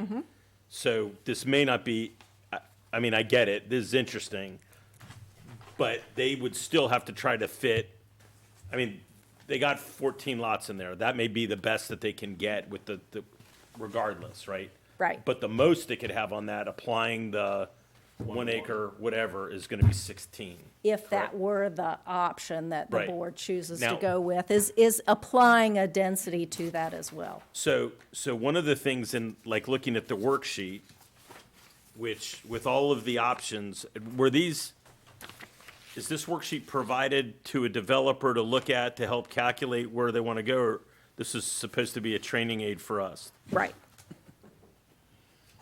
The engineer's already, and the surveyor's already Okay. gone through that fine. exercise to achieve the maximum amount of Right, density I out of get that it. tract of land. Donna, on the worksheet, the opens, what's the minimum open space is the 41%, the 11 acres. So that's what they provided, was 41%. The 30% minimum is- is 30%. Yeah, okay, all right, thank you. But And that's did the most likely 41 because of the wetland. wetlands. The The wetland. 41 included the wetlands, right? It did. So, and that's part of this discussion, if we take out the wetlands as part of their open space calculation, now this property doesn't, it's not hardly developable, I guess. Well, it drops that number down to 16. 16 acres, about 16 acres. Right. But But not all properties have wetlands. Right. if Senate Bill boils 675 the whole ever thing sees out. the light of day, Torpedoes the whole thing, yeah. we're screwed. What does it say? 675? Yeah, That's all the builders and the real estate. yeah, it lobbyists and gets all rid that of, up there, it's, yeah. it's not good. Can't establish minimum lot size, and you can't take a, Basically what we're talking about, they just take that right out from under us.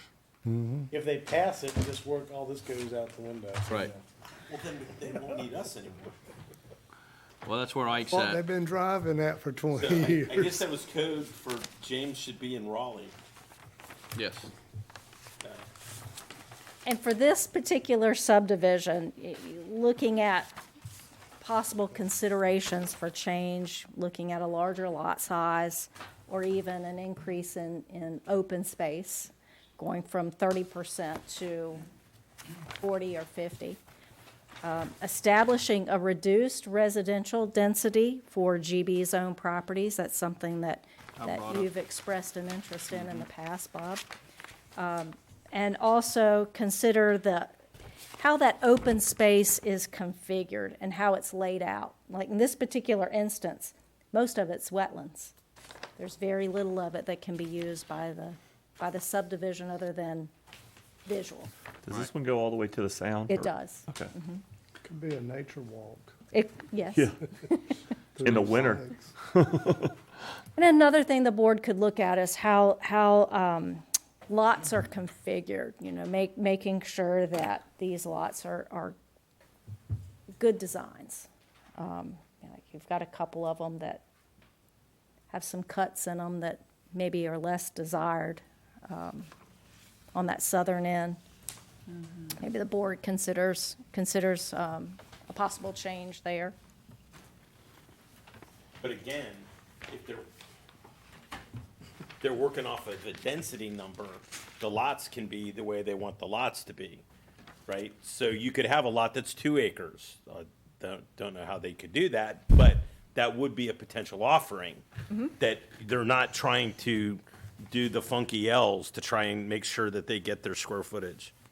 Yeah, and the one thing with the smaller lots, what we've seen is, the driveway issues, by pushing those houses farther back on the lots, addressing the setbacks, that helps with the driveways, the setbacks, the issues that we've seen with those smaller lots.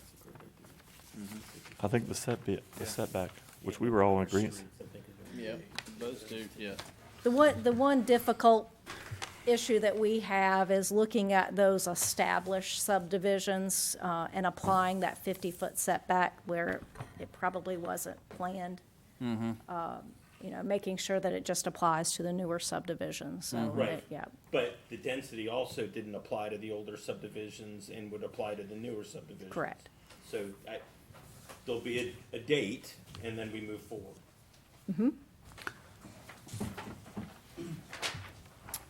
The next one is Soundwoods. Soundwoods is developed.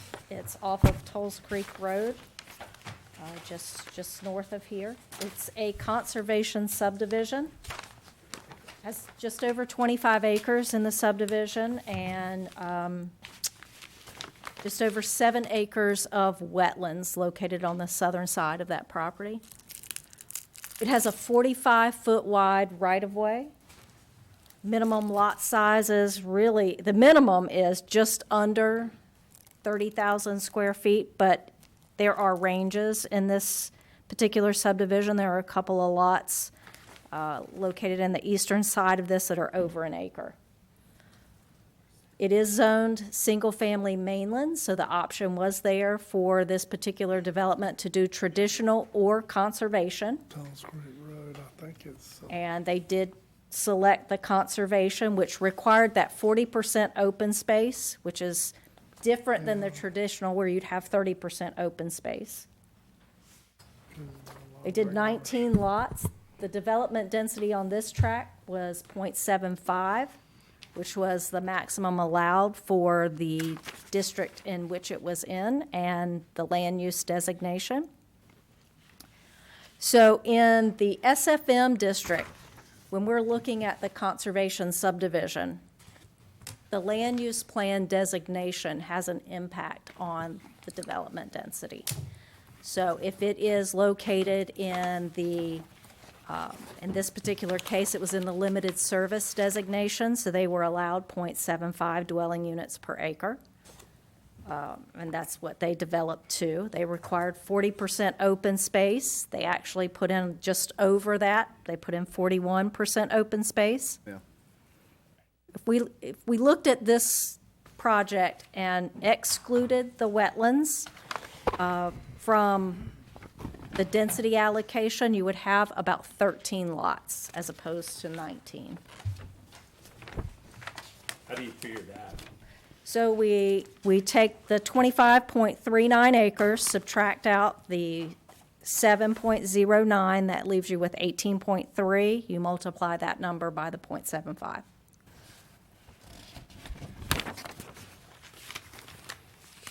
There could be a, okay, Right now. Okay, so 18.3. If we use ours, 1 per acre, that's 18 lots.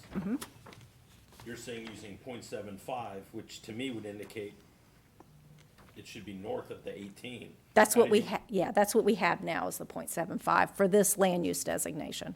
Sorry, Deb. Yeah, but if I use 0.75, I should have more lots than the 18. Less. The lot that 0.75 per acre, that is denser, or is that less dense? No, Less it's dense. less It'd be dense. less, it'd be less Got it. than. Three-quarters of a house, so 9 My acres. bad. Okay, so for us, because as you go from conservation to traditional, is there value in having, what's the benefit of having a conservation district if we go to the reduced density?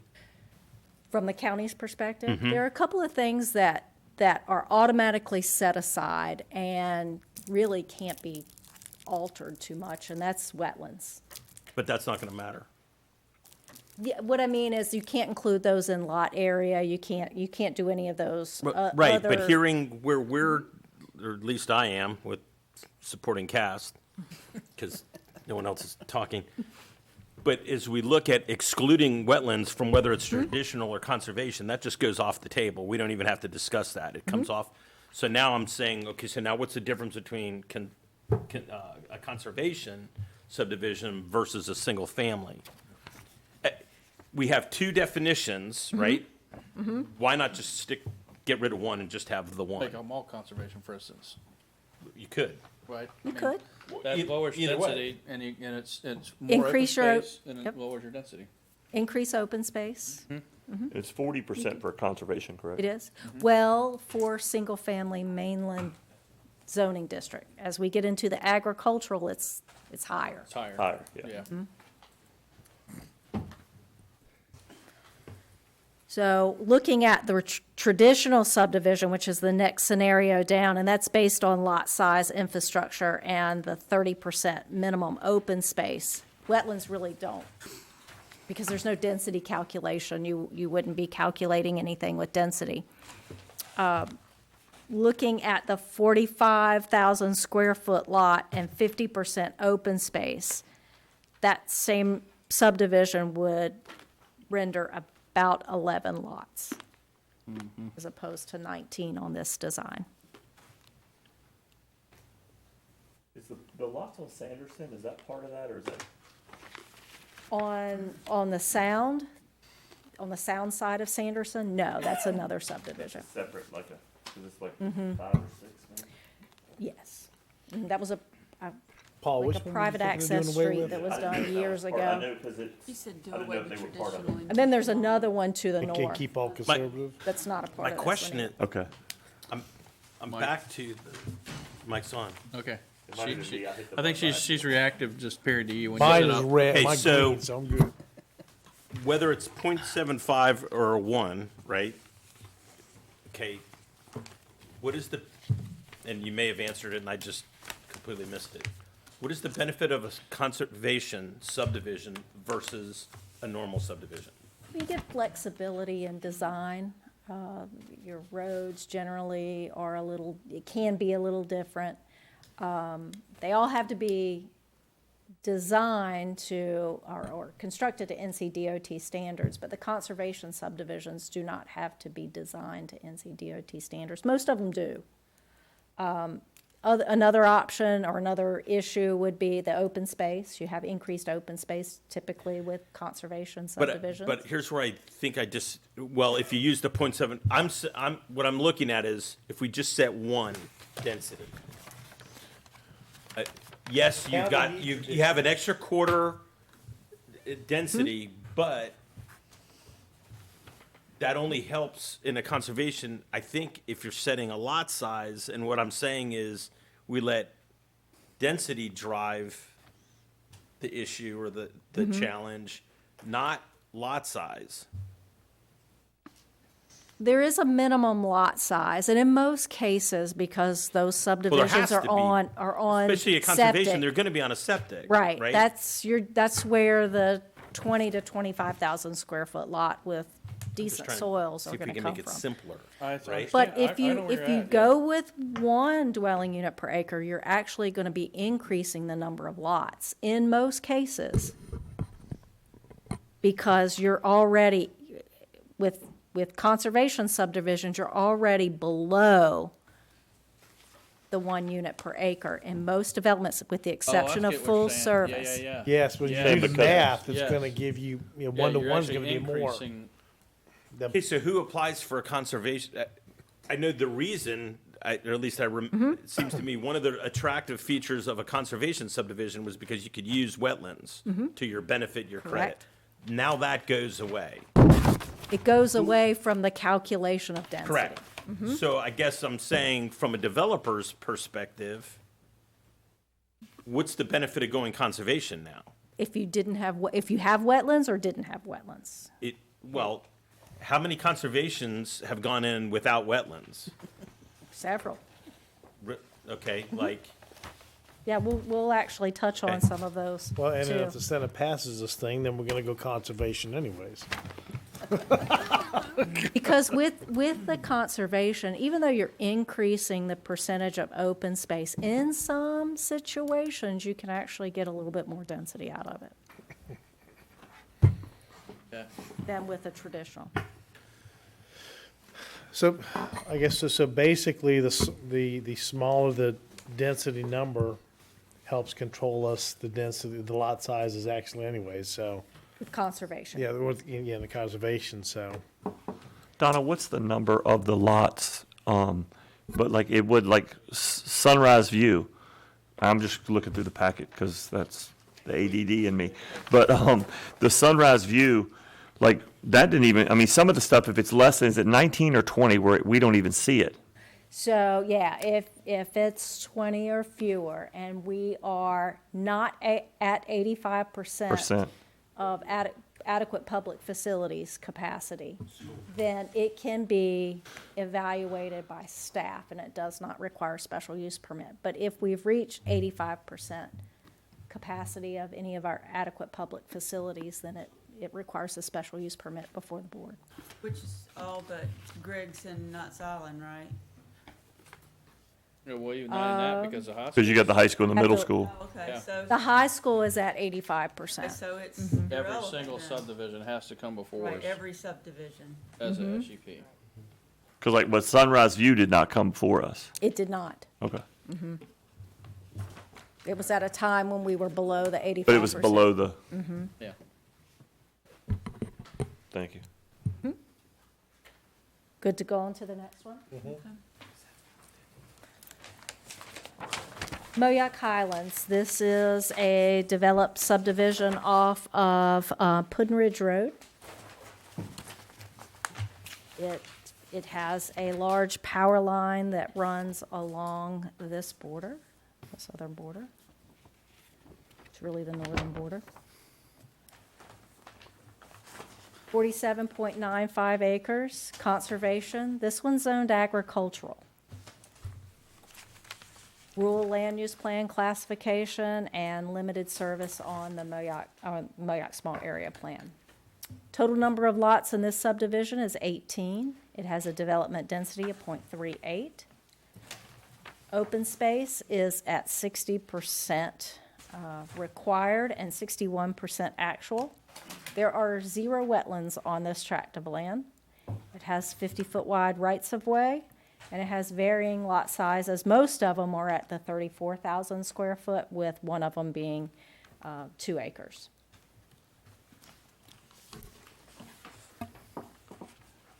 So in this case, because it's zoned agricultural, you have,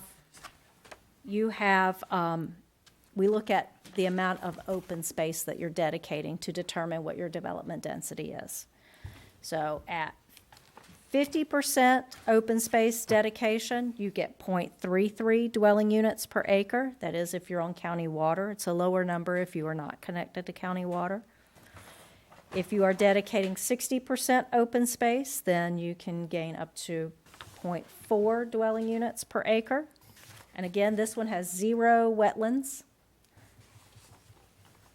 And what they were able to achieve with the 0.4 was, you could actually get 19 lots out of this, math-wise, but you have one lot that's on one end of the property that could have potentially been 2, but was 1. If it were 50% open space, you'd be looking at 0.33 dwelling units per acre, and it would have been 15, so it would have been a drop of 4 units per acre. Traditional subdivisions not permitted in the ag district, so there's no calculation on that one. Okay, do you know what the motivation would be to do it this way? Density. Because you have to do conservation subdivision in the ag district. And the more open space you dedicate, the more units per acre you can get. So that's really the only flexibility you have with that one.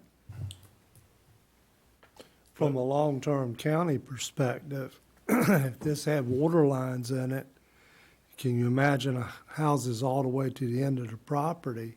And it won't be this board, but sometime in the future, when that stuff needs to be replaced, it's gonna be it'll be more expense for the county, whereas now, the expense can be limited just to that area.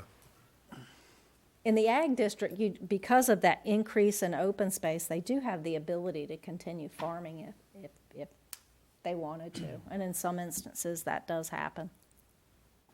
And I've said it could be used to help the HOA offset dues. Could, But we could also reduce the density on this too, right? you could.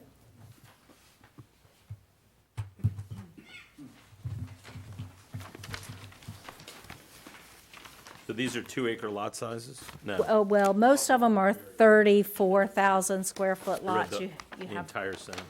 yeah, you have one that's, There's one.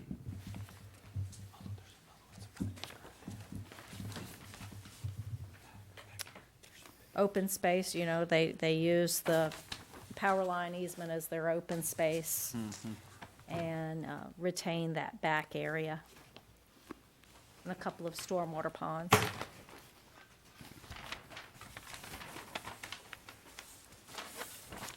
Any questions on that one?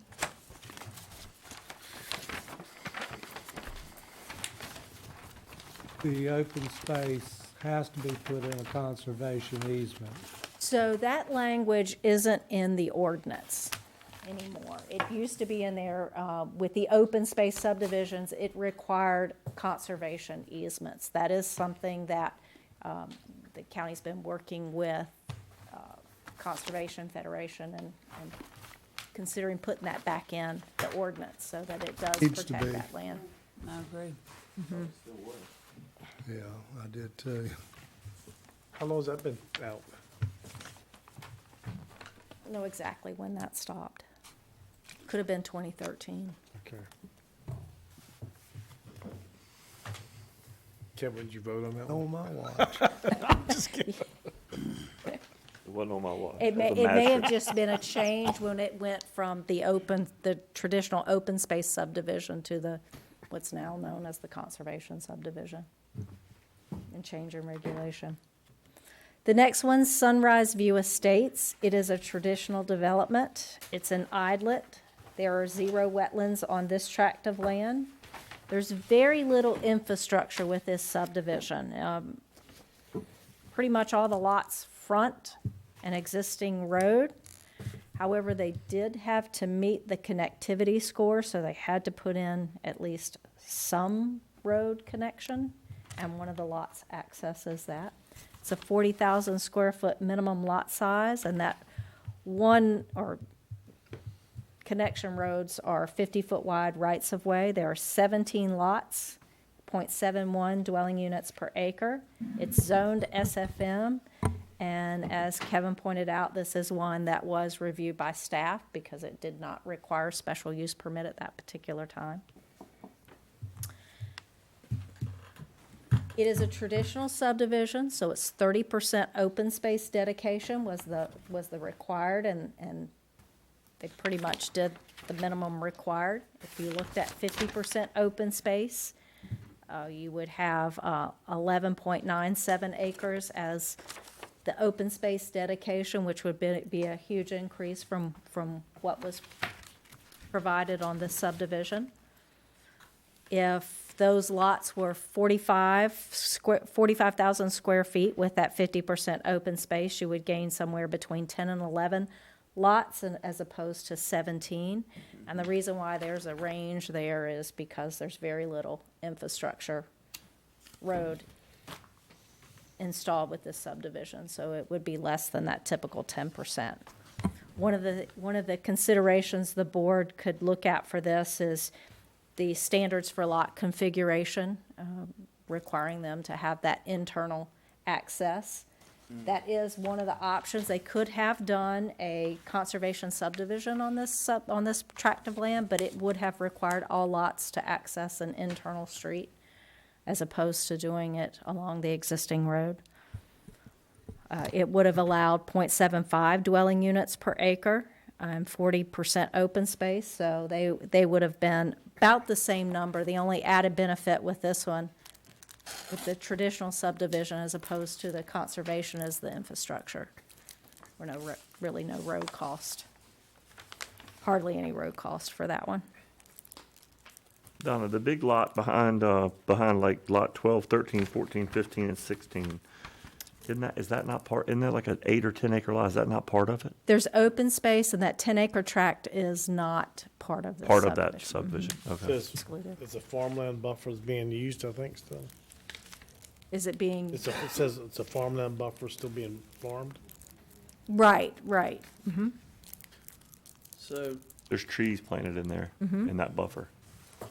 if we, say, went to, go back to Paul's traditional versus conservation, and looked at 0.75 units per acre as a density allowance period, and just basically get rid of the traditional, then that takes out the need for this 1 acre minimum lot size, because your density is greater than 1 acre per house, right? You're at you're basically building 3/4 of a house on an acre, right? You get 2 houses every 3 acres, Right. right? So that would But control. yeah, and then but you can bring the lot size down at that point in time. So you actually, it wipes, the requirement for open space kind of can go away to some degree, I guess, right? Because you're not, well, no, you still need that. You've got some ag, you have ag zoning that is well below that Well, 0.75. in ag, I'm just saying, yeah, so you have ag with, your typical Mayock area subdivision, I guess, or, single-family mainland. Areas that are designated single-family mainland, if we just change those to 0.75 units per acre and left the 30% open space requirement, that changes your, I mean, it's, Yeah. I don't know what that number would look like, but One. as opposed to 'Cause it would 45, be- as opposed to going to a 1 acre lot, so 45,000 square foot, right? It's because the conservation and the SFM would require at least 40% open Right. space. So Well, if you drop 40%, it down right. to 30, then you're gonna be increasing your development potential on Yeah, the well, in the property. traditional, there's no density now, so but you're saying add density to that? No, take the density and, no, so basically get rid of traditional. Just go to conservation.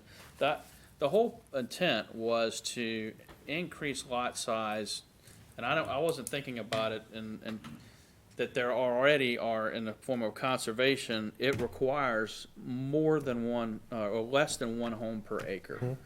And like Donna said, you could actually gain houses if we went to a 45,000 or 40,000 square foot, an acre.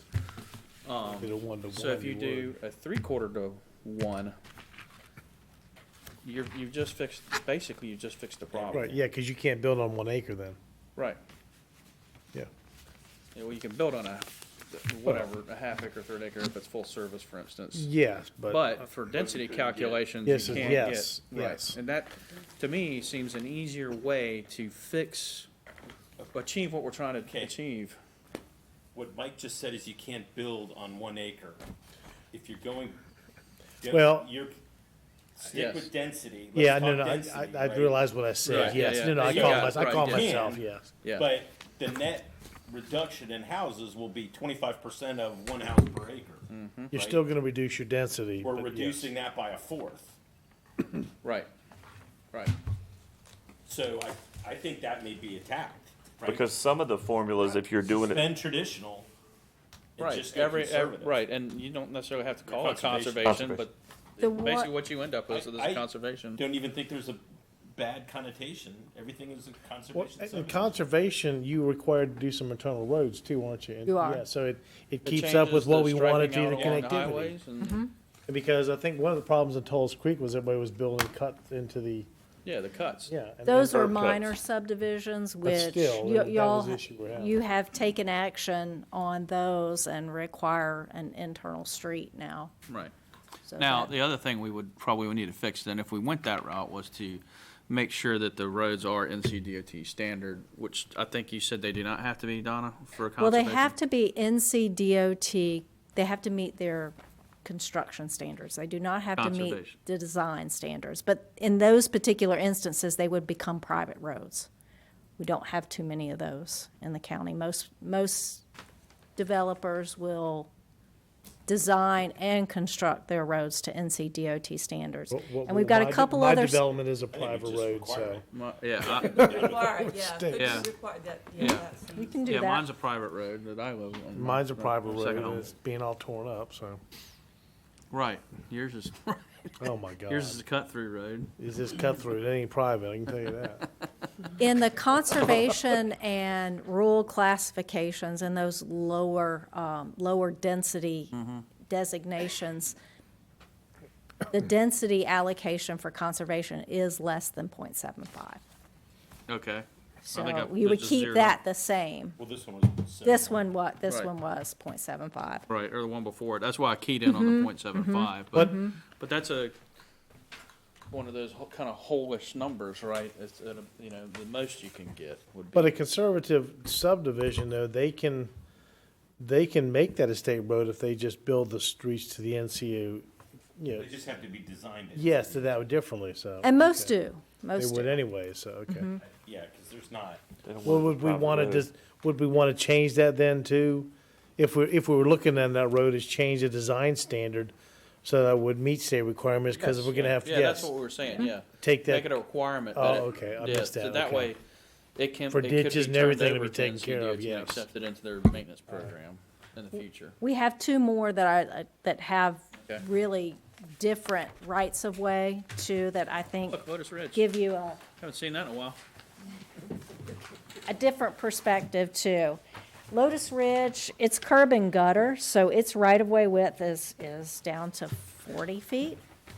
You had expressed interest in increasing that to 50, which is your normal right-of-way width that NCDOT requires, especially if you're doing open ditch.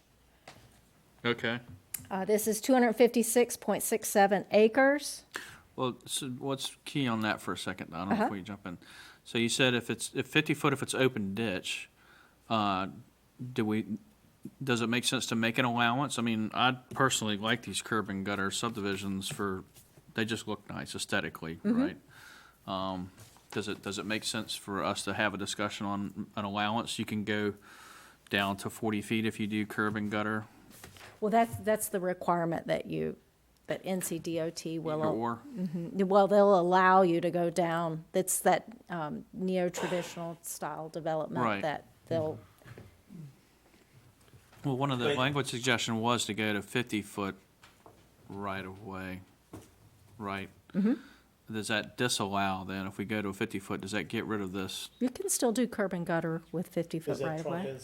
Well, I'm just thinking, now, before you it's said an that. added expense for the developer, and there's no incentive, so now they gotta put 10 more feet of pavement in, and then add the curb and gutter in, and we So- reduce the number of lots they can sell, So so. remember, The- but part of the motivation that I like that for is drive down in Eagle Creek, right? Oh, Drive yeah. down. Oh, yeah. Where anybody's parking on the street. It's terrible. You've got, and that's that's why I was saying push it back. Yeah. It helps with the visuals, it helps with the spaciousness feeling, and I think it's safer.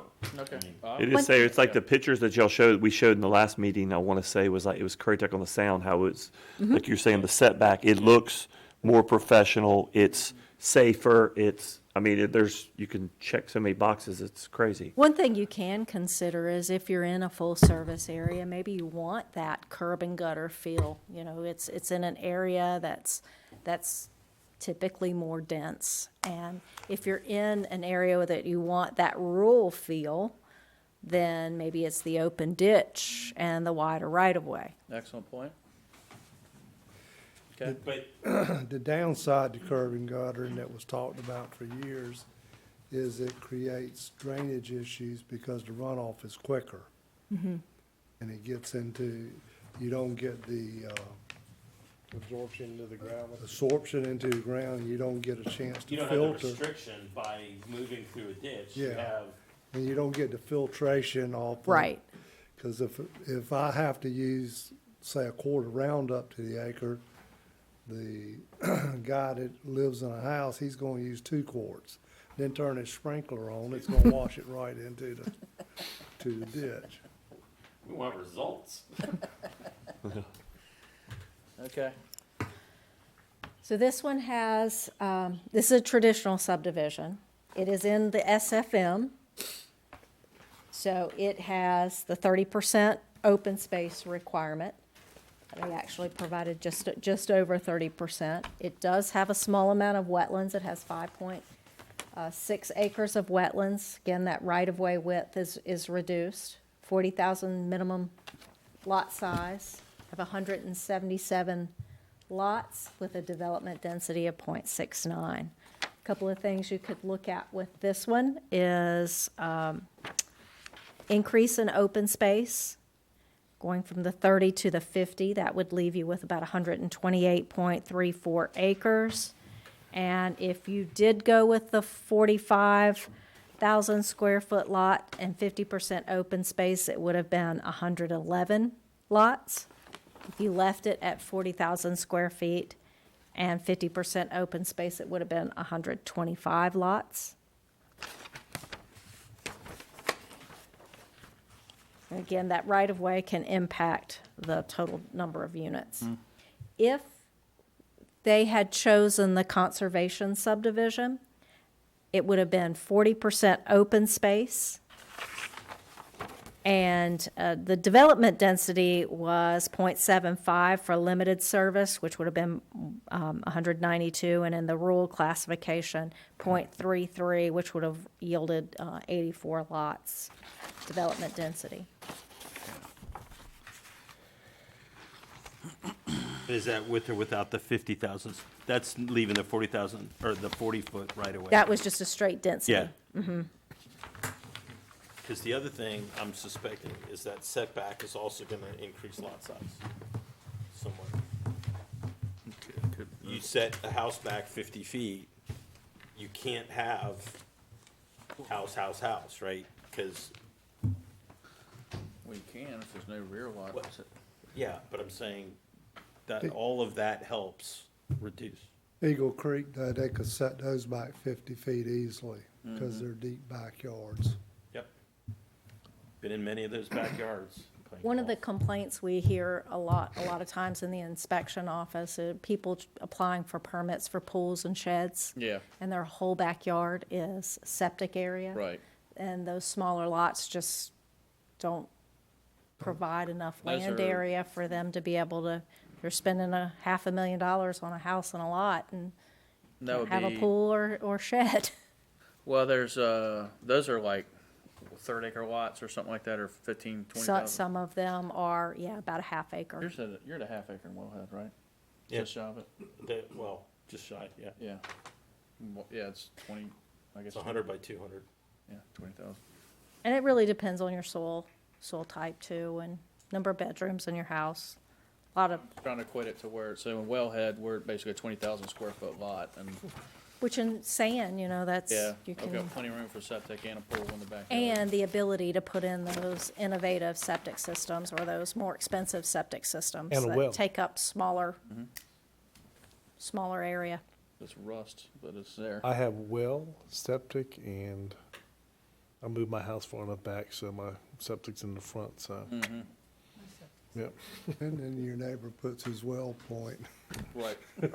10 feet from the septic line. The last one we have is Foster Estates. This one's pretty simple because it's good round numbers. This one's zone general business, traditional subdivision, 100 acres. They actually have 31 total lots, development density of 0.31, even though that's not something that we calculate when we're looking at traditional subdivisions. Open space, 30%. They put in just over 30% of open space. Zero wetland acreage. This right-of-way is 60 feet in width. And their lot sizes range from 1.75 to 2.24 acres. Couple of things to look at on this one. 50% open space would be 50 acres. And that would yield at 45, minimum 45 square foot lots, 43 lots. Now, that's more than what they have, and not really sure what the driving factor was on the size lots. It could have been soils, required the larger lots, or it just could have been the desire to develop the property with larger size lots. I thought, wasn't the concept was to, as you went further back, the lot sizes increase? No, What's that? This was Sam Miller's. yes, original- this was Sam Miller's Right. project. Is the Correct. old Oh, I'm sorry, auto I'm Yeah, sorry. yeah, this is the estate I'm homes. sorry, I got, Yeah, I think okay. probably more than Development, anything, sorry. not spending forever to come back through the Board of Commissioners to might have played a factor in that. Wrong development, okay. But it's in the back of Foss. And again, you could No, consider it's a actually on the side, it's just south. Yeah, The old auto yeah, place. southwest. because this one's general business, you could consider, a reduction in residential density for the GB lots or developments. Yeah, because it was the original auto auction. Wasn't there problems with septic in there originally? Didn't they have to bring a lot of fill or something? There's a lot of fill in there. Yeah, The I whole remember field there was a, was that low. wouldn't perk at all Super the way it low. And was. the systems are very large. Yeah, they got big engineered septic systems in that place. Didn't end up moving to Eagle Creek? What's that? Foss Estates didn't end up in Eagle Septic. Creek? Did go to something?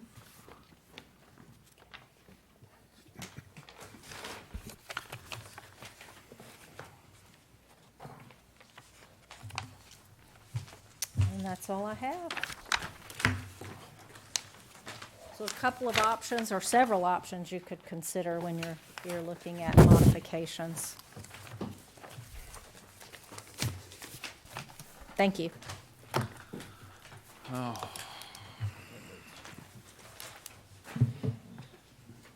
We've only just begun.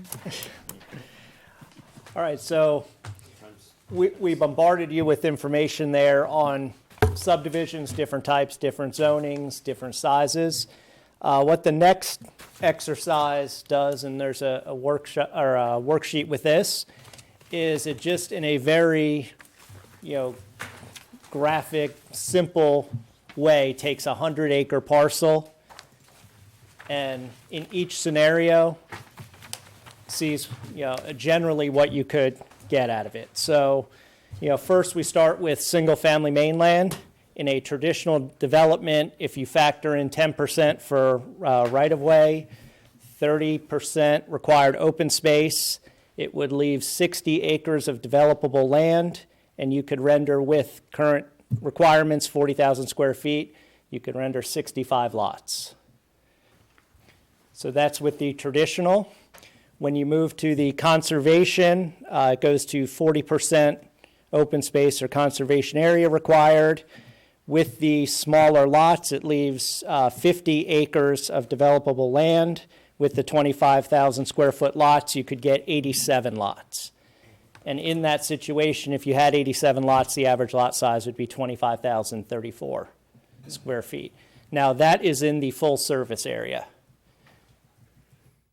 So then we move on to the limited service area for conservation. And this is where, Commissioner Beaumont, this is where density starts to drive it. You have a minimum lot size of 25,000 square feet, but with the density of 0.75, you can only render 75 lots, with the average lot being greater, 29,040 square feet. So in this case, density is the driver, as it is with conservation subdivisions in the rural area, where you have on the 50 acres of developable land, you can only get 33 lots based on that density of 0.33 dwelling units per acre. And the average lot size in that case would be 1.52 acres. So this just gives you, it shows in the single-family mainland what you could get, how many lots you could get in those different situations, and generally what the size of those lots would be. I'm missing something, Kevin. So traditional development, same parcel land, you can get 65 lots on that. It's the open space. Yes. It's affecting that, right? Well, then you got minimum lot size. Because of the density factor, when you do Yeah. multiplication. Right, so in Yeah. the traditional, you're basing it all off the square feet of the lots. You're going off that 40,000 square feet. In the conservation, you're able to get more in the full service area because you're basing, you make that lot size smaller, 25,000 square feet. So you're able to, even though there's less developable area, Right. with that density, you're able to get more units. Yeah, not big higher density, that's. And that density permitted is 1 dwelling unit per acre, so it is higher than the .75 Right. that you were talking This is about full earlier. service.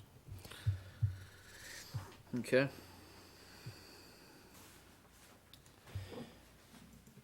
And then we could take a look at the agricultural zoning, which is the other one that this text amendment impacts.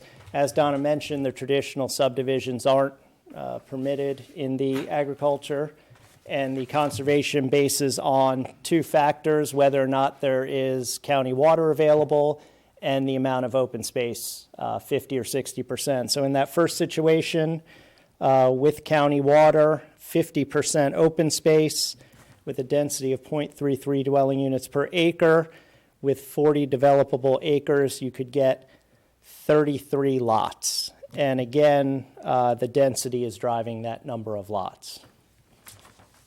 Because you're factoring in a 100-acre parcel with a density of 0.33.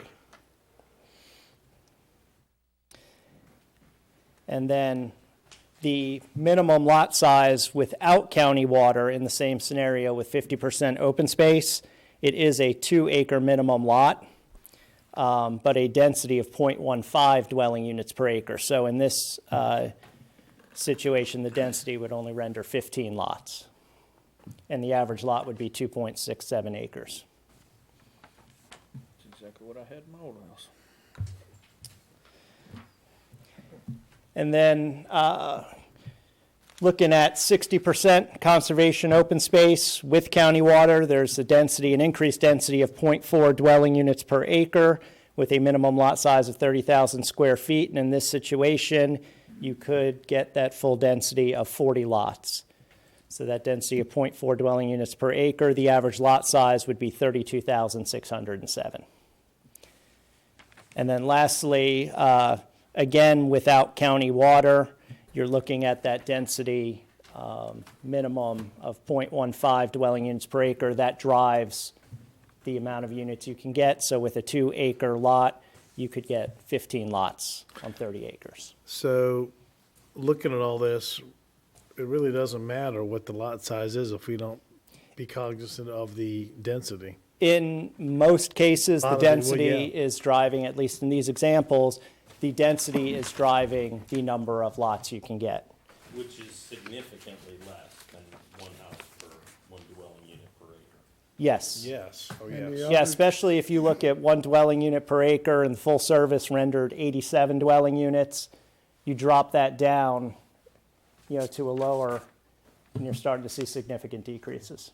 The other driving factor is if we don't rezone.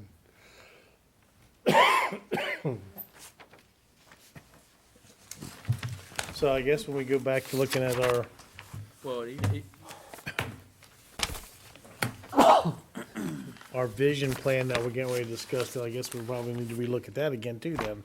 Because we had different densities and growth with G1s, G2s and all that. oh, it can affect some of that. Yeah, that's gonna, right. That's what everybody talks about, so just go ahead and do that. Right. Right. So that whole design then probably needs to be relooked at now again. After you said you were getting ready to present it to us. Yes. But if we're gonna do something like this, then that thing goes out the window because it's not gonna, No, it just goes to the other side of the room. well, okay, well. Right, and that's why I brought it up at the beginning, saying, this is the time, a time when we need to look at that. Because we do have the father of conservation subdivision in the room, A what? the father. No, that's the kernel. Oh, one that you? designed the very first one. You? No, Mr. Bissell. Mr. Bissell. It's the Oh, kernel. what was he? Mike's, Oh, I didn't see him sit down there, excuse me. Sorry, he's blocked back there, so. it's tough to see how his emotions that are running through. The beard's covering all that up now, so you can't Yeah, see what he's okay. thinking. Well, you can right this moment, so. Okay, so, is anyone lost yet? Are we all- No? Well, Take it home and look at it. Right. Well, so is there any discussion, I mean, one way or the other that we, from the board as far as where you're leaning, so that they kind of know where we're headed, because well, I they're, like the idea of doing away with traditional. Let's just focus on the conservative and conservation, excuse me, and let's look at some different language in there. But again, if we go down that path, there's no sense going through this presentation of this new, hell, well, we'll cross that bridge. when we yeah, get but I there, mean, yeah, but But, and then just Senate bill, if it passes, could just yeah, torpedo wait- the whole thing. Yeah, yeah. So, we'll have to work around that some other way. The other thing with the conservation would be the NCDOT, Yeah, change the language in not there. construction, but Yes, yes. design. And we add the conservation easement in perpetuity. Yes. back to Definitely it. needs to So it be. sounds Both of like those, conservation front and and do back. away with the traditional is what we're leaning towards. Yes, and- I would agree with that. And when we talk about the Imagine Currituck, I mean, there's a place for that, I believe, as we talk about what we want to see as far as how it develops. I mean. It has generally- densities in there, yes, we have to look at Right. I all mean, that again. I think this is something we've got to get straight first before we delve into what does each one of those look Correct, like. correct. You know, and I think that it's important, especially the lower end of the county, to keep it that rural feel, and that's where that, plan has a place, I believe. Well, I if I agree. may, the conservation subdivisions were looked at, I think Donna might agree with me, was to get away from rural sprawl. Right. To where there's not a house on every single acre of a farm, but maybe 50 acres, we'll say for simplicity's sakes, and then 50 acres of open space that would retain that rural feel. Okay.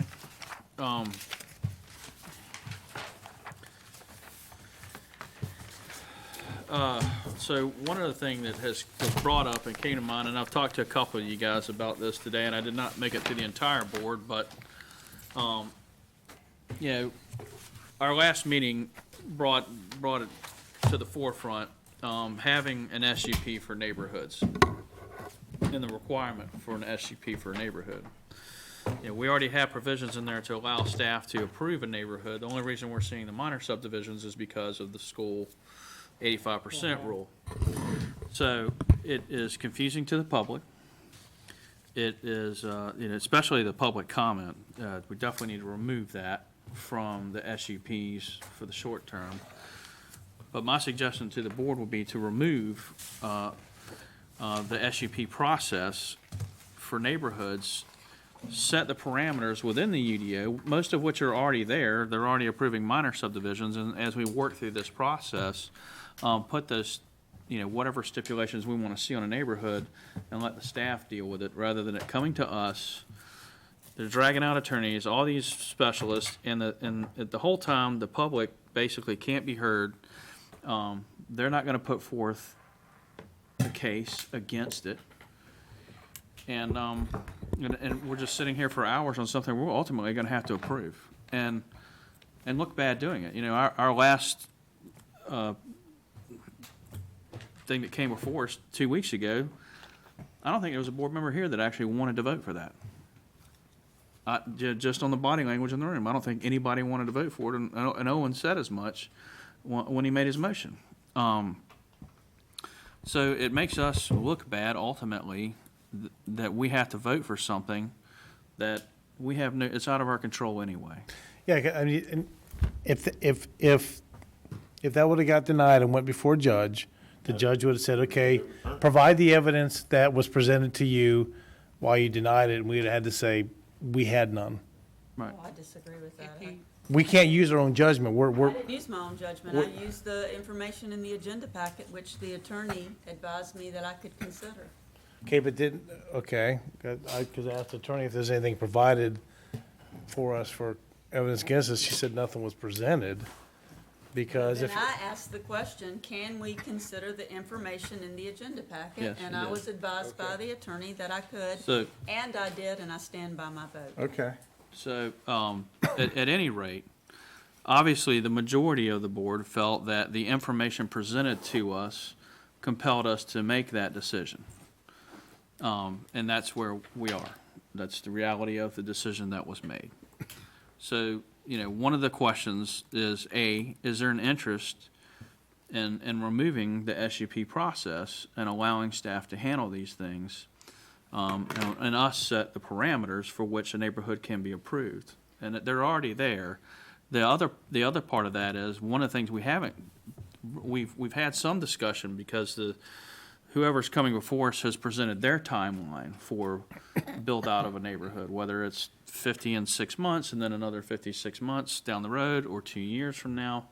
So one of the areas that, if we decide that this is an area that makes sense to do, is to actually slow down that and put the timelines in ourselves. So if you have a neighborhood that's more than 50 homes, you can only develop, 25 in the first 6 months, or whatever that number is, so that if a or a larger neighborhood that comes through that's 200 homes, for instance, they have to develop that out over multiple years. It's easy enough to say that that's going to happen anyway, but with the building, as building supply chain stuff starts to right itself, we've seen homes get built in 90 days. And if we return to that product, a 200 lot neighborhood could get hot in a minute and be gone and fill up, and then that puts us right back where we're at today, which is having to build a new school on an accelerated time frame. When I came into office here, we were talking about 7 to 10 years as a design time for a new school. Well, we're at 6.5, and we're doing that, and it was elevated because of a new product coming in and the way that homes were built here. And so anyway, that's. I just have a concern. What if a group of citizens do want to present their case? How do we address that? Do we just completely not give any opposition by turning it over to staff? I mean, what if and I'm thinking of the sand mine down my area that they wanted to put right there on Spot Road. Well, those citizens got a fire under them, and they started hiring people, and it never made it here for that special use permit because they organized and the developer turned their attention elsewhere. I think there's That's a a different value. story. Well, there is. I'm not suggesting that we get rid of the SUPs entirely. But even But for the some- neighborhoods, we end up here with the same situation every single time, and never, since, probably going back to Swan Beach, North Swan Beach, we had a bunch of people turn out for that, for rezoning for Freedman's, probably was a rezoning, wasn't it, like? Yeah. That is a point where they would have to come to us for a rezoning for a neighborhood, and that is a point where the public can stand up here and sign up and get us to not allow a rezoning. But if we're doing a neighborhood, it's zoned appropriately. We have put new standards in place to greatly reduce, ostensibly, we would go forward with this, and greatly reduce the allowable densities and the number of homes that can go on a parcel of land. Then, why are we going through that effort to have them come up in front of us to go through this when we can lay those things out ahead of time? I would say, though, that you have one side you're presenting, though. I think if there is an expert testimony and expert evidence that could contradict the values of a home, then that still should be allowed, because that's going to help us then decide whose evidence do we feel is stronger in our decision. So to that case, if you had a real estate agent that said, no, I have evaluated certain situations like this, and here's my documentation showing values went down, that gives us something then. So we would see a second side of that then, if it's credible evidence from an expert witness for or against. I think as we sit up here, we should be listening to, as we sit as a judge or jury up here, correct me if I'm saying something wrong, we should be listening to both sides of credible evidence for or against that's presented to us And for Mike, us to make a decision. That's a great point. However, I know we've warned people for acting like attorneys when they come before us with a special use permit. So my question in that, and do you remember acting like an attorney? You know, at what stage is is a witness considered to be expert testimony? Under what process procedures are we required to do, if any, right? Because like Mike's saying, one of the projects that we heard up here had the worst property evaluation I've ever heard since being a commissioner. And it would not have taken much to contradict the quote-unquote expert testimony on the impact of property values. Well, an individual could come up and basically testify to their qualifications, their experience, their training, their licensures, certificates, all the things that the attorney on the applicant side asks those questions. They could just testify to that, and then they could ask the board to be tendered as an expert, and then that would be up to the board to decide whether they meet that standard. So they could do that. Well, But Bob, we've heard language up here the last 2 years ago or so, when we made this radical shift, that was either discouraged or not allowed. But that related to, someone who's not licensed as a lawyer representing, actually appearing and representing a corporate entity or an individual. Right. Right, which is a crime. Okay. Yes, but, I mean, an individual can represent themselves as an applicant.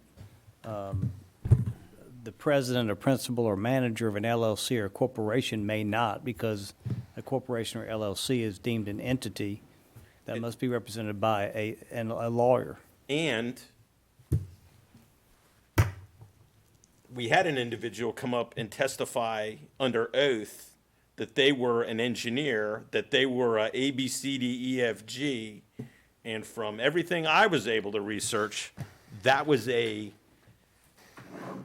I could find zero evidence to substantiate his claim under oath before this board. well, see, I was trying to find out, okay, he was an engineer, but what was he qualified in? Was it stormwater, or did he, that's what I was trying to get the qualification. Well, and that was never clear. That would need to be clear, and they would need to ask to be tendered as an expert Could be a computer in. engineer. Stormwater or Exactly. whatever, because all Yes, we had to do real is estate find, values. we just gotta find evidence against one of the four findings. Right. To disqualify it, and then if it gets failed, then the other attorney has a chance to question the other individual, and if it goes into the court systems, then the judges and the regular, that would have, be hash it out. But the point I was trying to make is he tenured himself Yes. as a educated, qualified, degreed individual, and nothing I could see. The point is, by that, if we don't enforce, and I would suggest to you, charging him with perjury might not, or at least investigating. Listen, we're telling people, come up, and if you're an expert witness, come up and you can talk to this. When they come up and they deliberately misstate the facts or try to mislead us as to what's going on, that is the definition of perjury under oath. But this board has to qualify them as, if we gotta accept them as. expert. Testified under oath. Not even on his business. Okay, I don't know. Well, so Well, that's- in order to that be is an the problem. expert, then yes, the board would have to qualify him as such. There's the He- problem, okay? So when the attorney comes up representing a client, they have hired this individual, and they are professional in that field, and that gets established through their questioning of the individual, and they could provide documentation of that. When the general public walks up here, there's none of that. But There's it none could of change, that could background. change, that we could get those though. Well, and I would suggest that if someone, in that instance, he'd have to be tendered, and I would have expected Ms. Schwaler, representing the applicant, to hop up and say, well, I would like to examine him to, flesh out whether indeed he is an expert in this area. Right. So you don't do away with the presentation and the opportunity for someone then to qualify themselves as an expert and refute the evidence. You do away with public comment. Right. Well, then they I need think to that's what we're- establish There is standing. there should be a section that allows for, maybe we call it public qualification, where you, as a member of the public, come and get qualified to present evidence and tender yourself as an expert. But I don't think we throw the baby out with the bathwater and say, because there's never been evidence, that we don't allow people to have the opportunity. I mean, I think we need the opportunity for people to feel like if they are an expert and can refute that evidence, then they should, or hire somebody to do it, you Oh, no, know? I agree, here's I the- agree, I agree. Here's the challenge, and I understand, right? But I took a course on how to be an expert witness. It is not insignificant. And they could think they're the best, and they may very well be. But if they don't come prepared for bear, they will get overturned in a heartbeat in an appellate court. And then, and we can tell them, listen, you got to bring your CV, your resume, all the years of CEUs and blah, blah, blah, blah, blah, right? We don't have, we have challenges with people bringing whatever they're bringing before this board as it is. So the question is, are we creating a false expectation that, and they can be an expert, that they're not going to be able to fulfill? Then maybe we should, on a website or someplace, we can. How to be an have expert it- witness. Well, what Well, you need to be. qualify. What you But need to here's the qualify to whole come before thing the about board it. and have credentials and. Every expert that's been brought in front of us has a document that they've put their professional seal on. Right. And somebody that comes forward and tenders themselves as an expert, do they have a report that they have put their professional seal on that they can stand behind? And they might, in the future, they might have that. If they do, that's fine. And I agree, we shouldn't throw it out, but we should, maybe we can, I think the public just maybe needs more education on, when the lawyers come up here, yeah, they're the high dollar lawyers, they know exactly what they need, and they're ready for bear. The public out there is trying to do it, but I think some more knowledge, education, or exactly, if there's a place they can go to maybe see what they need to establish, I don't know, but we have to leave that Get opportunity 2 weeks there. heads up, maybe, Well, that that's so coming. that's the other side of it. We don't even see the packet Right. until 4 days before it gets presented Hopefully. to us. Now, so how can the public even remotely prepare a rebuttal to what's coming before us? And when the public doesn't see the document until Thursday or Friday, when we publicly release the information, they have to now go in. If you're an engineer, if you're an engineer, stormwater engineer, you have to go in and reverse engineer the work that was done by, and this, if it's Mark and his team, and do that and come before us on Monday and present that information, or do your evaluations on your homes. Real estate valuation. Don't they have a public, doesn't necessarily. there a notice going out saying, hey, Well, it's we're having a actually planning meeting? board. They actually can see it as Yeah, a so planning it's board, it's a few weeks, they got some time, but I mean, listen, I'm just saying the opportunity should be there if somebody, Well, and maybe it's planning board. Maybe, there's a much lower standard for what goes before the planning board and how they look at it and present it. Maybe it's the planning board that recommends that it goes to staff or something that doesn't And- rise to that level. Currently, special use permits do not require planning board. Right, well, So the first time it's coming to the public is Oh, well, when there it you gets go. presented Well, to them. That's we right, did- and we yeah. did remove it from planning board because they should have also been holding a quasi judicial hearing, and they were not. So that made no sense, and it was Well, improper for them to maybe it's hear. not a special use permit then. Maybe it's something less than that. I don't know what the ins and outs legally are, but It's rotten. I just know that the current format we use is terrible. When James came up here to speak to us, and he's like, "I'm not offering testimony." Well, that's the only way he can to speak to the Board of Commissioners. We can't unhear what he told us, and it's not really public comment. And yes, we should remove public comment. And there just seems to be no way for the public to prepare a case, and then to find standing to hear the cases before them. Well, it's just like we had the chairman, I don't remember, it was maybe a couple years ago. I think it was some kind of sand pit on the south end where the female, they were talking about land values, and you threw the girl a softball because she was a realtor. And I think and I'm not, not making dig at her in any way. And she said she'd been a realtor like 8 months. So it was like, when you would, if she would have had 18 years, I mean, That was a solar. it was a farm. soul. Yeah, you're right. It was And a it's solar not farm. up to this board to find evidence against or for something, or to help with that. We're just sit and listen to what's presented before us. So, yeah, we're not, Well, that's the problem. We only, Yeah. we only ever honestly get one side. In my 6.5 years here, no one has come up and put on any kind of case against something, other than, the solar. Grandy. Well, Ecoplex was probably the closest. Yeah, Was similar. and that wasn't residential. But That e- was but even something the Court else. of Appeals, they overturned that anyways. they We denied basically it. said the board should not have considered the testimony of the gentleman that presented it as an appraiser, among other reasons, because he had not done a similar type of evaluation or analysis of property as had the applicant's expert. So Well, it looks like to the general public, if I can go out and hire me the best experts in the world, You're good to and go. we're sitting here as a judge and jury, that doesn't mean we have to believe everything we're hearing. If we're seeing things in our agenda packet that are contradicting what is being said before us. Is that Yes, sworn that's testimony correct. in your You don't packet? have to just take what they're saying and, No, but if But it's, that's sworn, that's not, They will throw that, that'll get overturned on an appellate court. on appellate court, Because it's it's not sworn testimony in the packet. When the public is thinking that if I've got enough, if somebody's got enough money, they can get anything they want passed.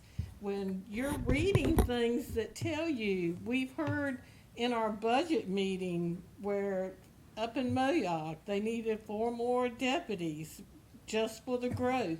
So we know some of this information. But what you have to be careful about is that might be, Hearsay. whether that's deemed hearsay evidence, Yeah. Right. meaning Yeah. that Okay. while it may be written in a narrative and Sheriff didn't in come up here documents and swear to before that. you, no, no. And- there's not The- actually the expert like chief of fire EMS here testifying. And the applicant. And subject to attorney cross-examination. has the right legally to cross-examine. and that's, So, and I agree with you, right? I mean, you bring in the right legal team. well, my and, point. and my point, and I had that conversation with Kevin. I asked Kevin, I said, look, we hear these things out there about the sheriff's and fire department, but there's no comments written about it in the Packet. TRC. They make no comments. They're not up here to testify for it. So what does that give us to other than I would say it's okay because there's no comments in the TRC and nobody's up here to speak against it. So if we have to base it on that, I agree, I heard it, but we can't use that because there was nothing in the TRC comments and nothing came before us. So something's got to be changed about how it's done, Yeah. Well, because when people go out and say, I've got plenty of money, I can get anything I want passed. Well, guess what? That's the world. That's how it works in the real world, and that's the world we sit in, where money talks. And that's the That's a sad part. shame. It's the sad part, okay? It's the sad part. I've said it, how many times have I sat up here and said, it is stacked against people like him that care. It is, and it is not, that's why we're going through this operation, this exercise, to talk about the number of lots that are available per, parcel of land and slow down growth. But, and part of that is we can also slow down how many homes move through on a timeline. And so we can ultimately achieve the goal. But the reality is we are pretty much powerless to stop a neighborhood. And I didn't read anything in our packet that contradicted what was put up here at all. And to that point, the other side of that is the adequate public facilities. That thing is a joke. And it's an excellent point you made. The sheriff said, I need four more deputies, or he would like to have 4 more deputies. That doesn't necessarily mean that he has inadequate. Well, he public- backed off of that to get vehicles. Right, or And SROs. And there was no comments. When the question was asked to him, So. the safety of the chief kids or fire the, and Chief Melton hadn't come in and said, I can no longer provide EMS services. I can no longer provide fire suppression services. So none of those things were met. None of those burdens were met. None of them were met testified to under oath up here for the right to cross-examination. So again and again and again, the system is stacked against the general public, and we have to sit up here and take it on the chin all the time. But like he said, if they put the comment in TRC, they would have probably objected to that. Still hearsay. It's hearsay. It's hearsay. That's what I'm But it's- saying. It's But not that, sworn but so to. now, if we establish what is adequate public facilities, now we're having a different discussion, but we haven't done that at all in my time here, and we've talked about it a I've little been bit, we've bandied around about it, but none of that has happened. And then the question is, are we able to decide what is adequate public facilities for the schools? Do we trust that they tell us that they have adequate public facilities or not, right? Because if we say schools are adequate public facilities, and they say, no, we can't do that, well, we know they have room at over Knott's Island and down the county Griggs. at Griggs, and they haven't redrawn lines to help any of that. Well, are they actually out of adequate public facilities from an elementary school? And that's the problem. That definition isn't in there. When I just brought says it up that- about adequate public facilities, for the lawyer for the applicant questioned, well, none of that was presented as an issue to Right, us. exactly. So, Can I ask a question to go back to another one? So Ike, or Megan, I'm not sure which one can answer this. When they hold a community meeting, the hearing that they're required to, how many weeks, months is that before, it goes through goes to Be a year. TRC, for example? 2 months. About 2 months, that's the first step in the process. coming. But they can be further back than that. Lotus It's Ridge not is- required that limited it's to 2 2 months, it's just they have to hold that community meeting before they submit the Right, package. Okay, and so that- I've seen community meetings go down a year before. But to your point is. So that's my point. I think there is time for citizens, and once again, I'm gonna go to that sand mine, because I know it works. I know communities can fight things. And to say that we're gonna do away with it because they never do, I've seen it. I haven't been on the board, I'm the least tenured person sitting here, but I've seen it. Yes. And it happened at that community meeting right off the highway where we couldn't hear a darn thing because of all the trucks going by Except me. anyway. They could hear me telling them what they well, needed to do. And we told him, you can fight this. What are you talking about? Of course you can. But you have to have experts. Well, those people took it to heart. Okay. Those Spot Road people, Were they awesome. were, Yeah, they they were got awesome. Selena, their I agree. torches and pitchforks. I agree. They started hiring people, and it went away. And Selena, I Selena, agree my with you. point But is- Selena, it never got to here. Right. Right? And their belly button didn't have to get pushed. They got the picture from the community meeting and said, you know what? This is not a fight that they want to fight. Right. But that was done in time with a group that was passionate about fighting their issues. But to Selena's point is, you're right, we don't need to do away with it. If they're passionate enough, they have the time, let's let them prepare and bring it before us. That's right. I mean, I think we call it, we What are don't they call it gonna public prepare comment. on if No, that's got to go away. So public here's doesn't see it? either we need to, if they need time to evaluate it, then okay. If you're gonna let the public have, not even the public, someone with standing come before us and put on a case, their side of the case, which would ostensibly be for denial.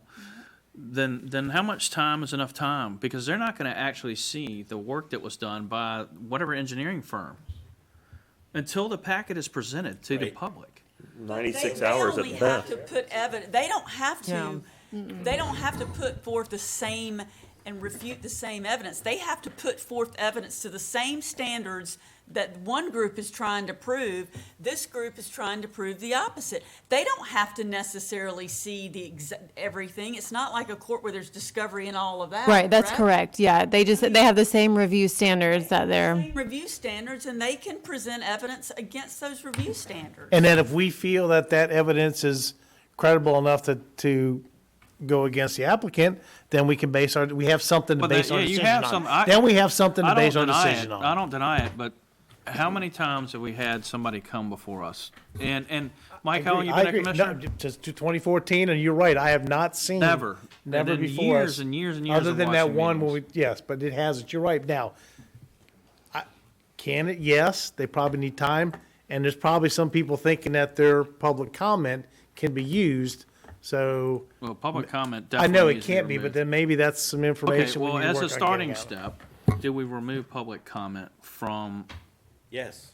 the SUP process? And call it, Well, no, if someone was standing wants to come in, That's not the same thing. well, no, they have, right, it's not the same thing. So if you have standing to come into a case and you're gonna come up and present yourself as an expert witness, probably working with Megan and Ike to come up with something to allow that to happen, right? And as a stepping stone to moving forward, getting rid of public comment, and then if they have standing, they can always come in. They can on the certainly case. comment publicly at the beginning of the commissioners' meeting. Well, we can't even do that because we're not, that's ex parte I know, communication, right? but you can, They can you talk about say anything they it, you want can to, say yeah. anything you want to, we're not gonna interrupt you, you got 3 minutes, go. No, can't use what you say is you cannot discuss anything in public comment that's on this agenda for public hearing tonight. Right. And one option is they could come here and show that they have standing, and if the board determines that they have standing, then that individual can ask for a continuance. And, I mean, Right, there are. granted, the other party has all their people here, and it would be a major expense to them, but that certainly is an option. Well, the guy that made the big hoorah or whatever said he had a PhD or whatever. If you're a doctor, it's on your business card. If you're an engineer, it's on your business card. I mean, I'm just gonna put that out there. If you earn the doctorate title of a doctor, Well, you put it on your business card. let's go back to the community meeting, and I've talked to Ike about this because I did attend the Lotus Ridge community meeting, and emotion got involved, and it just went off the rails. Right. And there was really nothing brought forth other than the community was upset with it. We need to establish a standard on how these meetings are going to be held. We might need a facilitator to come in to keep them on track and make sure that they're run appropriately so that everybody can get their comments in without being shouted down. At what point, at what point, when we are notified of a quasi-judicial hearing, do we have to stop conversations, communication, or discussion about the State project? application submitted. Right, as soon as we get that email, that's gonna be on the TRC. And that's usually That's after our the public stopping meeting. point. We can't take any emails, phone calls, or nothing. Yeah, no ex parte communication. At that point, it's done, We okay. do meetings before that. Before, yeah, okay, but Right. once we're told it's quasi-judicial, then, okay. That application submitted. Right. And Chairman, Yes, if sir. I may just interject one thing. You're still here? Yes. When you were talking about the education of the public, what is submitted with the application, which is, has that engineering to it, that is all public record. Okay, So it is available prior to it coming out in the agenda packet, okay.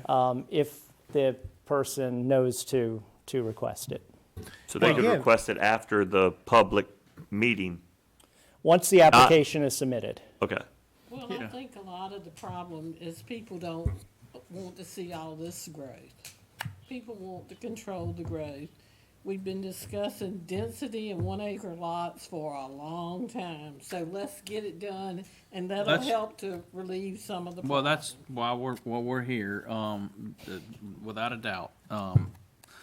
And maybe that just slows down the number of applicants that come before the board, and it rights itself ultimately, because maybe it's less desirable to build here and they go somewhere else. It's more expensive. Yeah. options. So it may right itself. But anyway, I thank you all. It was excellent discussion at the end of the day, and it needed to be had. So thank you for your discussion on that. What else we got, Kevin? Next time, interrupt sooner. You could have said that a long time ago and just stopped all the bannering. No, I think that's what I have as far as this conversation. Okay. We've covered, the only thing I had left was open space, and we've already covered, any conversations we would have on that, so. Okay. While I have all of the board present, do we want to come back to this? And do we have a work session or anything for our next meeting? We have the budget. The budget work session. Sessions could take a while. Yeah. Well, I just have a 5 o'clock for right now scheduled, so we can. Unless you think you may need more time for the budget, we might need to start at 4. At least an hour. all of your questions. Well, so, I mean, just to keep this moving, right, we've been talking about it, we got presented a lot of info tonight, you know, and so I guess the question to the board is how quickly, Kitty, I know you want to do this tomorrow, but how quickly do you want us to come back together to discuss your thoughts on what we talked about tonight? Discuss it on Monday. Okay, how much time does, I mean, we've asked staff to maybe look at some language and all that. Are we gonna, do they want to present that to us, language for discussion too? Or We haven't later? really given Or them. just, or do we want to have the discussion in the language then? We have, It's gonna take a minute. yeah, it is, and so, you know, if we have to have another, you know, special work session, we can do that. I'm not averse to that at all, you I'd know, rather come in at like 3 instead of having another day. okay. That's my personal opinion. I can't do it. Can't pull that off. Next week. 3's hard for me. Yeah. I'll come in another day. All right, well, how about this? I'll get some times and dates together then and submit it to you guys. Got a big wedding coming up. Oh, right. Can't be next week. Oh, darn it, that's what we All right, so we'll get, Monday I can do. But I for can do budget Monday. discussion, would you like 4 o'clock or? I'd say 4:30 at least. 4:30. 4:30? 4:30 on Monday. 4:30? Okay, yep. Some heavy carbs, so we can take a nap. Right. All right. And Chairman, just to be clear for staff's understanding, Yes. it sounds like this is not ready to go before the planning board on June 13th. I don't think so. I mean, we've shifted tack a little bit, right? Between, you know, just having density discussion. Not ready. We're not ready, so. Okay, thank you. But thank you for all the work you guys put in and hanging out late tonight with us. Appreciate it. We need a motion to get out of So here. moved. Second. All right, all in favor? Aye. Thank you. Thank you.